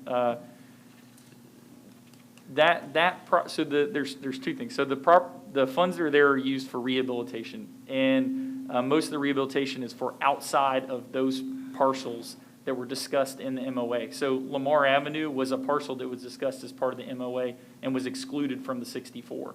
So the funds that are there now, I have reached out to Dennis Fernandez. I haven't had a chance to catch up with him, to talk to him about that, about the funds and what we could or could not do. I can tell you that regardless, that structure needs to move. So that structure cannot be rehabilitated in place, which we can talk about that more if we need to. But that is something. So we did have a citizen that I talked about before that was under contract with the DOT that was interested in moving the property and faced some pitfalls. And I know that for someone like that and some of the others that have reached out through the years, potentially having rehabilitation assistance could be a difference maker for them. But like I said, the intent of that trust fund was for properties outside of that MOA. So for other structures in those historic districts, so in Tampa Heights, in VME Bore and those areas. So if I'm clear, that Lamar property was not, it has to move for the improvement, or can it stay there and get rehabilitated if it were privately owned? Why does it have to move? So as part of, and a lot of this gets complicated in all the agreements that were made throughout the years and the MOAs, the area where that house sits now was part of the buffer area between the interstate and where homes would be. So we wouldn't have homes that would be in the area right next to the interstate and properties in there. Probably the bigger challenge isn't so much, it would need to be relocated, but the bigger challenge is when you go in there and look, we had our estimates done, it's well over $1 million to try to just get this property into some shape that would be structurally sound and provide minimal types of furnishings and stuff to get it to be something people could use. It's got tons of black mold. It's got, we've removed the asbestos. It's got rotted frames. The floorboards are all sagging. I went in there a month ago because I really wanted to see inside. It's just really as bad as they're telling me. And Justin and I were going to go upstairs, but we're both a little bit bigger, and we were afraid the damn stairs were going to fall. I mean, it's bad shape. It's not in good shape. And so getting someone to put $1 million into this property, I think, is going to be very difficult. But what we've done is I've invited anybody who wants to come into the property to look at it to see if they want to come up with a proposal to tackle it. If somebody does, if somebody was to come with the financial means to rehabilitate the property on site, I'd talk to them. But so far, we haven't had anybody even want to come into the building. We opened it up. We asked that we contacted Mr. Seal, who's been our contact with Tampa Heights. We're going to have it open this day for anybody that you're working with that may want to come in and take a look, because who wants to make a proposal to rehabilitate the property without going inside and seeing what it looks like, right? Because it's boarded up during the regular day. Nobody has come. In the meantime, you know, we gave them 60 days, and I got a request actually from Lena. I got it from this morning, and she said, can we extend it further? And I said, well, if we're going to extend it further, please tell me what you're doing. Are you doing anything yet? Because we get to 60 days, and it's just another 60 days, and it's another 60 days. That property continues to deteriorate. It's got police calls coming out to it all the time. It's a safety hazard. The bigger thing that I'd like to talk about with the community is if we were to demolish that home, that property, we can talk about what else can we do with all that property there that's open. Let's talk about, do we want to make it into a dog park? Do we want to make it into a recreational area? Do we want to turn it into something that the community can actually use? Right now, I mean, I wouldn't want my kids or anybody going near that house. We can talk about other things, but I just haven't yet seen anybody step up that says, I'm willing to even consider putting $1 million into this structure to get it into a shape that somebody could actually go in and use it and pass code. I mean, the city would have to approve the code and all of that. It's a lot, and I would, if you really want to go in there, I'll take you in there and look at it, but they told me to wear my mask when I walked in there, and I said, why do I want to wear the mask? Nobody else is in there, just me. And he said, but the black mold. That was why I had to wear the mask. So it's not as easy as just, let's get some guys out there with some toolboxes on the weekends and try to fix it up and make it look nice. It's a bad shape property. Were those, does it have I'm just curious, does it have a basement? Is that where it appears? It looks like it has a basement. It has a crawl space underneath. Okay, that's And then- what the pictures were, of a crawl space underneath. So. Yeah, where the floor joists come and they're sagging. But unfortunately, what's happened over the years is people have actually gone underneath there and worked their way into the home. If you go in there, you can see where people have set fires, people have left drug paraphernalia. There's a lot of stuff in there. It looks like a horror house when you go in there, to be honest with you, you know, because it's a lot of bad stuff apparently has gone on in that house over the years. So I'd like to follow up with some questions. And I understand, you know, I've been to my share of meetings, and I understand what you're talking about with regards to not having perhaps conversations that move things forward in a way that would be beneficial to the community and could be done. I'd like to start out just by saying just a couple of things about a little about the history.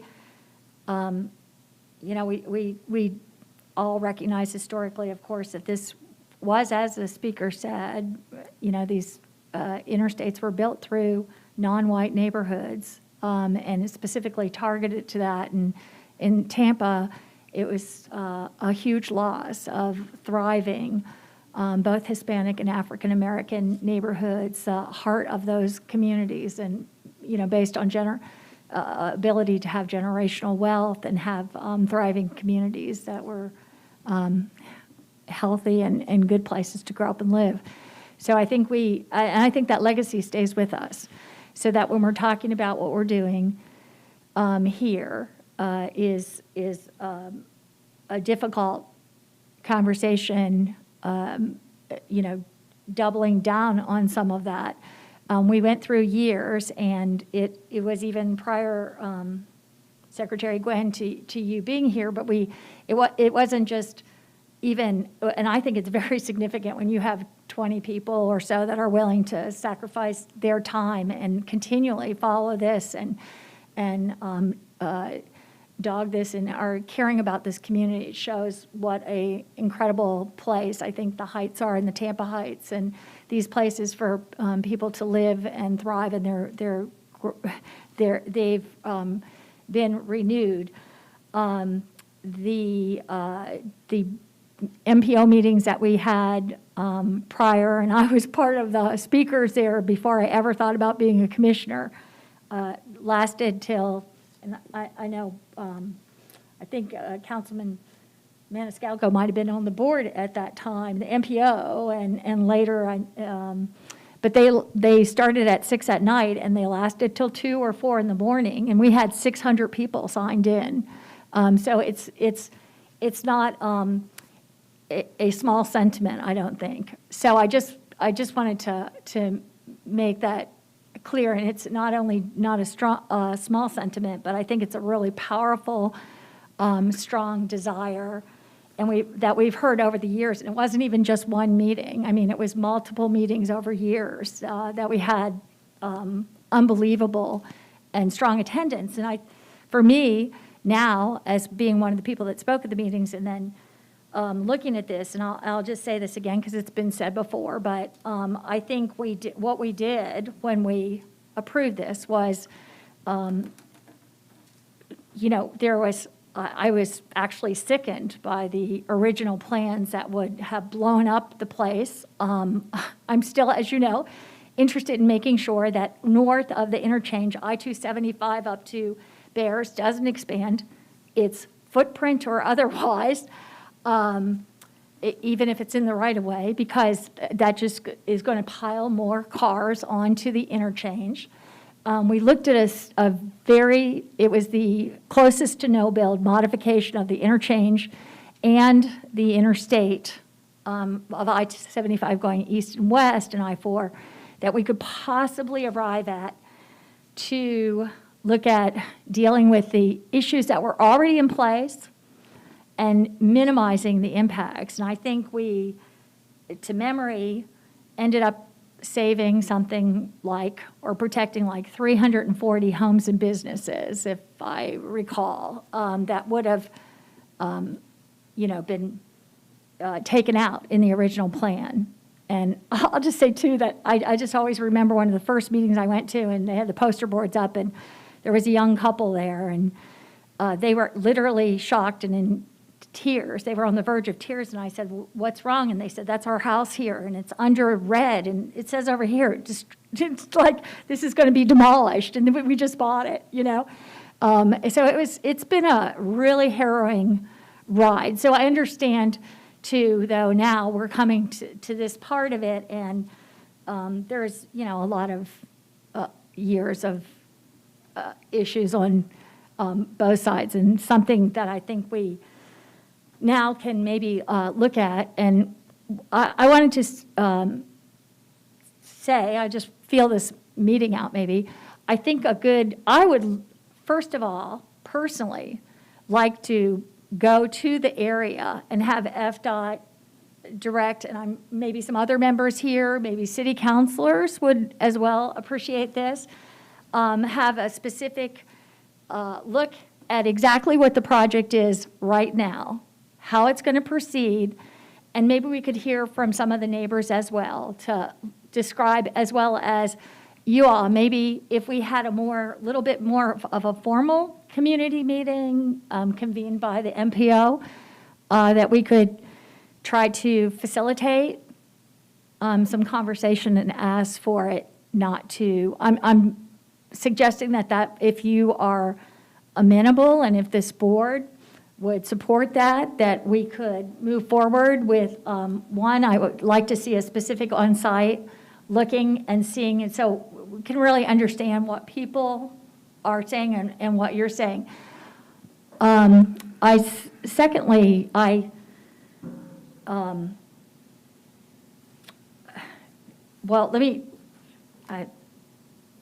think that would be good to look at and review and see if we might be able to come up, and even simple things like, I know that road construction is typically done at night, and that's a good thing because you have fewer people on the road, but if there's, I don't know about the jackhammers and all of that. And we're like in the middle of a neighborhood here. And so maybe there's some other things that, we have to talk about in terms of that. I'd like to also know what the community is thinking, not us, in terms of the landscaping plans, what we can do to facilitate that. We could, the other thing that I've been very concerned about, as you know, is Roblespark.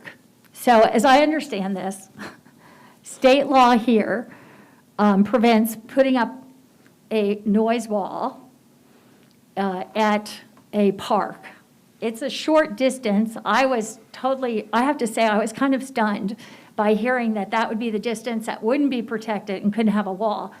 That is a predominantly of that strip there, predominantly African-American part of the community. And people are just like a couple blocks back, which is about equivalent where my home is from the interstate. And I know I get tons of noise and particulate at my place. So I'm sure that all the houses right around this little park would get that too.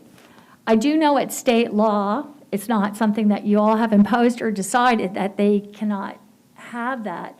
And as I understand it, Ms. Alden, we requested from the state we requested that they look at this state law or amend or have some kind of consideration and concerns to our particular situation here. Is that correct?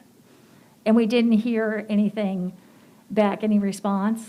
We don't have a response yet. No. Well, it's actually a federal law. A federal law? Yes. Okay. That's why the TPO can't fund it either. It's not I just us, see. but it's the TPO as well. Well, So there's a state policy by the Florida Department of Transportation that says there is no Class 2 noise wall program in the state of Florida. It is optional for states to create a Class 2 noise wall program, and Florida has not created one.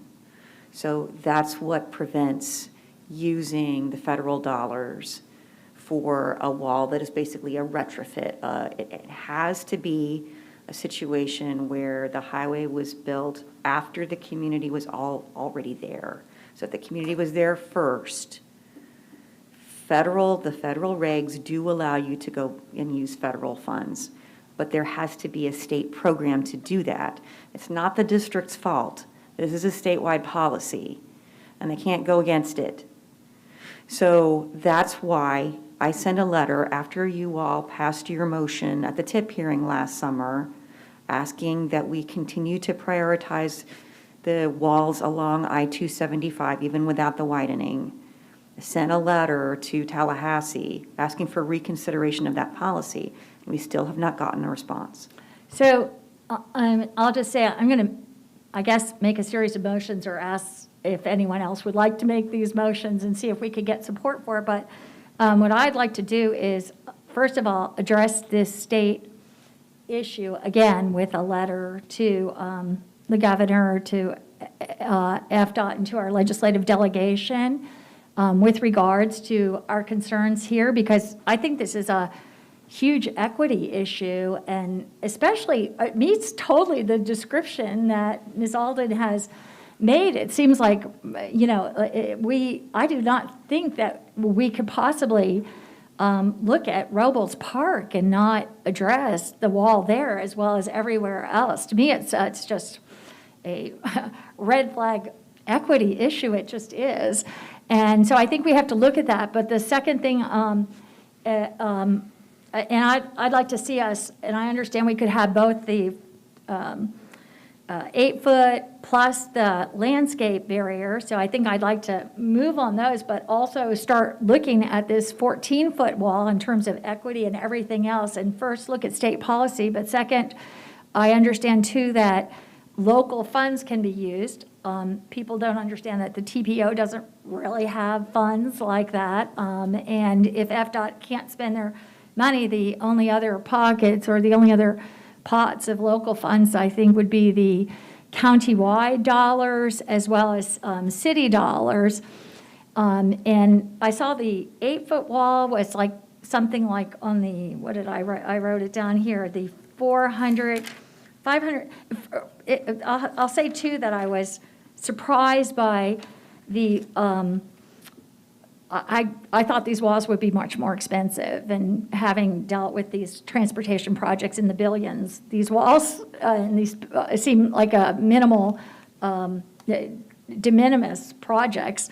And so I see the 8-foot wall is $444,000. The 14-foot wall is $1.4 million. So I'm just wondering if need be, if we were able to put together something, if we can't get this changed by the state and we can't deal with this, and we could put together with our countywide and city contributions and FDOT's 8-foot, if we could just subsidize, the portion of the wall to be able to do a 14-foot wall. I think, Mr. Hall, Yeah, do you want to address that? Just to provide a kind of a clarification here. So as part of the SEIS, we did a noise analysis. And we did that in compliance with the FDOT's PD&E manual, but also federal regulations, so 23 CFR 772. And when we did that, there were not any noise receptors in the park and in that general area that would trigger a noise barrier. So the conversation of the retrofit program, and it's not you can just say, hey, look, change the retrofit program, now we're putting in a noise barrier. It still has to meet the noise guidance. And that's the reason why we can propose a visual barrier or landscape barrier or trellis. I mean, basically we can propose anything within our design guidelines that doesn't use the term 14-foot noise barrier because that is the federal guidance. So, I just want to make sure that we're clear here that it's still that park did not meet the federal requirements for noise nor the state's requirement for noise, and that's why there's not a noise barrier there. So every place else along the interstate to the north and south and everywhere else but that little space did not meet? Correct. Why is that? It's based on noise receptors, and we can come back and I can have someone give a whole presentation on noise analysis and noise receptors and how that's determined. But that's something that the state prepares and the federal government reviews and concurs with before they sign. And so, I mean, that's the issue here. That's why there was not a noise barrier there. That's why there's a gap in the noise barrier. I'm sorry. No, you're fine. And that's why we presented, what we presented. And the Type 2 retrofit program, that's something that you can still request Tallahassee to consider. I'm not, saying that. It's just this issue, though, really comes back to when we did our noise analysis that there were not noise receptors in the park, and that's why there's not a noise barrier. And that's why we can't add one, and that's why both federal and state funds can't be used, because we have an SEIS, a federally approved environmental impact statement that says that there is not a noise receptor there and there's not a need for a noise barrier. Well, I guess the other thing that a wall does, besides the noise, even though they're called noise barriers, is pollution barriers. And we have, terrible asthma and other issues. And so, but I don't know about resolving that. That's this, every time we ask a question, there's more information about it that we don't have. But maybe we can, I'd like to further consider what we can do about that, because I just think that there's really, red flashing lights about equity in that one little spot. It seems kind of, I'm not sure what to say about that. It would be, I can't imagine building the wall all the way up right to that point in this one little part and then continuing the wall along the other part. And it is something that I wasn't aware of. And I'll just say, as far as the footprint of the wall, I knew that when we talked about right-of-way and footprints, that we were obviously expanding the footprint of the road because there wasn't any place else. We had to, if we were going to add any lanes, we had to expand the footprint of the road. It might be within the right-of-way of FDOT, but FDOT had a lot more land around. And this seems to have been an issue going back and forth, but I guess I'd like to see us put the wall, as we go there and look at it, if there's any way to, and I think that's what everybody's been saying, but to have the wall impact as little of the right-of-way out there that FDOT has, de minimis impact, and just like to be assured that that's what's happening. So I'll Councilman Citro, and then I'm going to probably make some motions. Mr. Chair, Mr. Hall. And I've had my hand raised, Commissioner Kemp. This is Commissioner Smith. I've had my Thank hand raised. you. Okay, I'll follow up on all of these. Mr. Hall, do you have any information on how much noise is actually blocked between a concrete wall and a vegetation wall? Sorry, can you repeat the beginning of your question? Sorry, I apologize. Masks, I'm sorry. Yeah, it's okay. Do you have the information on how much sound is actually blocked between, the difference between a concrete wall and a vegetation wall? We have different, like, decibel reductions. I don't have them with me, but I mean, that's something we could present. Is it that far off? So for vegetation to provide a significant decibel reduction, it has to be a pretty thick vegetation. So I would say that the concrete barriers are generally more effective than landscape due to the amount of space that you would need to build or construct landscaping at a density that would provide the decibel reduction. Thank you very much. My next question I ask totally in jest. Do you know the mitigation between a vegetation wall and a concrete wall or reduction of carbon monoxide gases? Which absorbs more? I think it would be fair to say that the landscape, the trees in particular, would be the greater benefit there.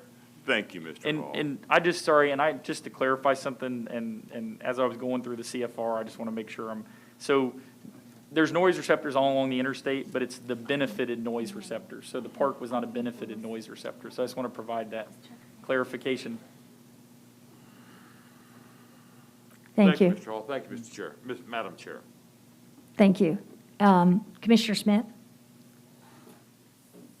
Thank you. Yeah, I was just getting at this benefited noise receptor. So a park doesn't count as a benefited noise receptor, only things like a residence? Is that what we're getting to? Yeah. So residential is treated differently. So yes. Okay. All right. So I think there's a lot of food for thought that has been brought up about this that is worth, maybe digging into in the future. As we're running out of time, I want to try to keep my remarks brief. I'm glad to hear that FDOT is open to keeping the Lamar building on site if there's an opportunity to rehab that in some way. But does that mean, I need you to understand, we're coming away from this with the understanding that means FDOT is saying that Lamar building does not have to be moved. Is that correct, or you're just open to it? What we're committing to at this point is looking at any potential proposal, and we'll look at it on its merits. We'd have to see the proposal before we could actually comment on the specifics. So I don't want to say yes or no to anything because I haven't seen a proposal yet, or interest in fact, an earnest interest in terms of wanting to do something to the property. But it's not off the table, and it's not required for FDOT's project that building be moved. What we had committed to do was keeping that buffer area between the interstate and properties. And so we'll have to relook and see what the requirements of that agreement are. But I guess what I'm saying is if there's a proposal, bring it and we'll look at it. But it has to be a bona fide proposal. It can't be, we want to just fix it, but we don't have any money or a plan, because then it'll just continue to deteriorate and continue to be a nuisance. If there's a Right. plan, and we'd be willing to open it between now and the 28th, which is when we asked for something. We're glad to open it up for anybody that wants to come in and take a look and develop a plan, but so far, nobody's asked to go in the building. I understand. And then finally, I do understand the frustration on both sides with these kinds of meetings. I've been on both sides, and so I hear you there. But you know, I very much appreciate the public that has commented. But I'm trying to say I also understand how difficult it can be for people facing, you know, anger and problems, and I just would urge patience. And in that vein, I think in order to foster understanding on both sides and in the public and in fairness, I'd like to show a couple of two items that I've sent to staff to provide. One is a JPEG of that was taken of a map that was shown in a meeting, and I show this because there you go. FDOT, you know, their presentation today showed that in August 2019, and Beth has explained this to me as well. You know, the community and the CAC was invited to look at a map that showed that arrow that y'all showed earlier, saying that, you know, something about the wall movement. That was August of 2019. What I'm trying to get everybody to understand is I can see where the confusion is coming from. And I think if we all understand that there's been some confusing information, it will help our conversations moving forward. On this map that was shown in May of 2021 to the community, that big text box on the left there says that there are options of landscaping and murals along face of existing wall. COT could explore expanding existing sidewalk on west side of road, could explore that. But, you know, the talk is of the existing wall there as recently as May. That was after the 2019. And if you could just show that other graphic that I sent as well, in February 2020, at the final public workshop, citizens were shown an interactive map of renderings, and that's still up on the internet. And I don't know if you staff got that graphic as well to show. Commissioner Smith, we only received that one JPEG. All right, well, I'll just tell you this. Yeah, thank you. That's it.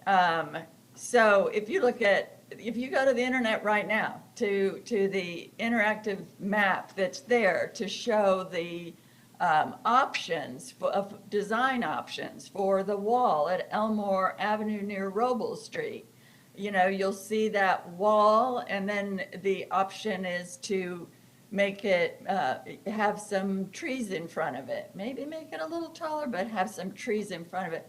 And that does not look like the wall is being moved out at all. It looks like there's simply trees being added to it. And so I point this out because I think it's only fair after we saw the map where in 2019, where citizens were shown something with an arrow saying the wall would be moved. There have also since then been shown things that seem to indicate the wall is not moving. And so I just think it's really important for us to be very careful. Sometimes, you know, I know in my position, it can be tempting to try to avoid a conflict by saying something, you know, like we're open to discussions of whatever comes with the historic thing, but not really get at the final answer that, you know, we think we're going to need that land in the end, or something like that. And I would just say, let's just rip the Band-Aid off in those things because it's always going to be better, you know, it's our newest member, Ms. LeGrand, who said to me, bad news does not age well. I think that's where it came from. And so I just would ask everybody to continue those discussions. And in that vein, I'll ask, what is the timeline? First of all, is that wall we're talking about, Mr. Fernandez mentioned that it would have to be replaced twice. And what is the timeline? It seems to me we've got until 2023, so still plenty of time to do the kinds of things Commissioner Kemp suggested, get out there and meet and, you know, possibly come up with the best solution for mitigating the problems with the community. I know that also Taryn, I watched the community meeting at the Tampa Heights Civic Association, and Taryn had some very good concerns and some ideas. So what, can you just, this is my last question, talk about the time that we have left, and is there really, you wouldn't really be knocking down that wall twice, would you? So the question on we're not knocking the wall down twice. It's just there's a where the projects meet is actually along Elmore. So where we used to call it the transition project. So the I-275 project north of downtown Interchange meets the downtown Interchange project right around just north of Florabraska, or no, just north of Columbus. I apologize. I think no, Florabraska. And so right there, you have a wall reconstruction that stops for that project, and then there's wall reconstruction that then will start, you know, moving further to the south through the interchange for that project. So it's not the same wall being reconstructed twice. It's just we have to stop work on the wall because that's where that construction project ends, and then from there to the south, you know, we'll begin reconstruction of the wall. Now, these two projects are going to overlap in time. So as we get the new contractor on board, what we'll do is we'll get the two contractors to get together to figure out how to coordinate that. So it shouldn't be a problem. It's just until we get the new contractor on board, it may be the same contractor that has the current job. In fact, there's a good chance it will, since he's already out there. He may have a better price. They'll work that out. It won't have to be rebuilt twice. Yeah.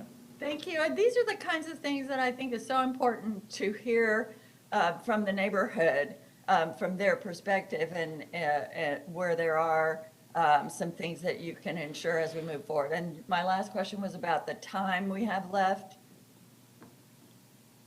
Well, so we're still in procurement for the downtown interchange project. So the project to the north is under construction, but based on construction activities, there's a while until we get to that wall. So as the secretary said. And that's why I'd hope if we can get a more structured meeting and with an agenda, with a group of people who want to sit down and talk. At some point, we have to get past just saying it can't happen. We can't do anything. That decision has already been made. We are. So the question is can we make it better than what they may think it is now? If we could sit down and talk about those things, landscaping and other amenities, and we've really been doing that over the last 5 years by bringing all these new projects into Tampa Heights to try to help to mitigate some of the impacts we're making. If we could do that, I think we can make a lot of progress. But quite honestly, what I think is, and I understand the frustration, believe me, my grandparents had to move when the Interstate took their house. And my grandfather talked about it till the day he died. He had to move, and he didn't like that, he had to move. The fact that we're doing this is disruptive, but what I would ask the community maybe to think about is how can we do the best with what we've got? And if all we do at the meeting is talk about you can't do it, you can't do it, you can't do it, we'll never get to the point of saying, well, what can we do? We need to get to that point where we can say, guys, what can we do? And that has to be a more structured meeting where it's not just a free-for-all of grievances. It's not, like Festivus. It's like the airing of grievances, and we all leave feeling, maybe we feel a little better that we got off our chest, but we haven't accomplished anything. I want to accomplish something, and we're committed to do that. Thank you. And I don't see Commissioner Myers. Thank you, Madam Chair. It appears to me from hearing all of our conversations this morning, we're just not ready to vote on this today. We're really not. And hearing from our community, I do agree, and with my conversation I had I think it was last Thursday, Secretary Gwynn, that we talked about having another community meeting with a structure in place to try to help the community understand what is it that they want, how can they work within the guidelines of FDOT. We keep hearing about the 1902 house on Lamar. He's already told us several times no one has decided to bid on the project, but yet it keeps coming up. You know, these are the things that are very alarming to me because the community keep raising the same issues and FDOT keep repeating the same thing to us. So, Madam Chair, I'd like to make a motion that we go ahead and just delay it for another month so that, if it's possible, and with that, because I have to leave to go to my briefings to prepare for tomorrow, and I have two major briefings right behind each other. That And starts at 12:30. Ms. Alden? Thank you so much. This has been a good discussion this morning, and there are obviously a lot of things that we need to dig into. But the department we have asked for the department to specifically address one piece of this puzzle. And they've brought back some things that they are willing to do if there's a motion from this board asking them to do one of those. So if nothing, we're happy to come back and talk more, set up extra meetings about everything else, but about the gap at Roblespark, if we could have some direction from the board this morning, they are willing to add that into their project. And I think that really shows good faith that they came forward with some different options for consideration. That doesn't mean that we can't continue to explore. Can we, come up with some local funding for a taller wall? But the department has said they're willing to build an 8-foot wall. But they're willing to do that if we ask them specifically to include it in the project. Would you like to make that motion? Yes, actually, I would like to make that motion, and I'll add a little to it so that we can address most of our concerns. I'd like to make a motion that FDOT do include an 8-foot wall, and work with the community in a charrette format. In other words, sit down like we did years ago, at the library with maps to draw pictures with everyone, so there's some real solution making that occurs, not only about the Robles wall, but what the timeline looks like for the downtown interchange improvement. So I'm going to make a motion that we approve FDOT including a walls solution for Roblespark, and bring back to us the best alternative based on community input and collaboration with your engineers. Second. Okay, and I just have one question. I understood that we could possibly have both the wall and the landscape. Both. Okay, so I just wanted to clarify. So that's in your motion? Second. Okay. Yes. Okay, with that, seeing no further discussion at this time, can we please have a roll call vote? Commissioner Kemp? Yes. Commissioner Overman? Yes. Commissioner Myers? Yes. Commissioner Smith? Yes. Councilman Maniscalco? Yes. Councilman Citro? Yes. Commissioner, Oh, go ahead. Commissioner Kilton? Yes. Adeleke LeGrand? Yes. Bob Frey? Yes. Charles Klug? Yes. And Planning Commissioner Powell? Yes. Motion passes 11-0. Thank you. I'd also, I know we have no time, but I'd also just like to, since we've had this discussion here, and I guess I'll just pass the gavel this just to get it done, but I think we need to have not a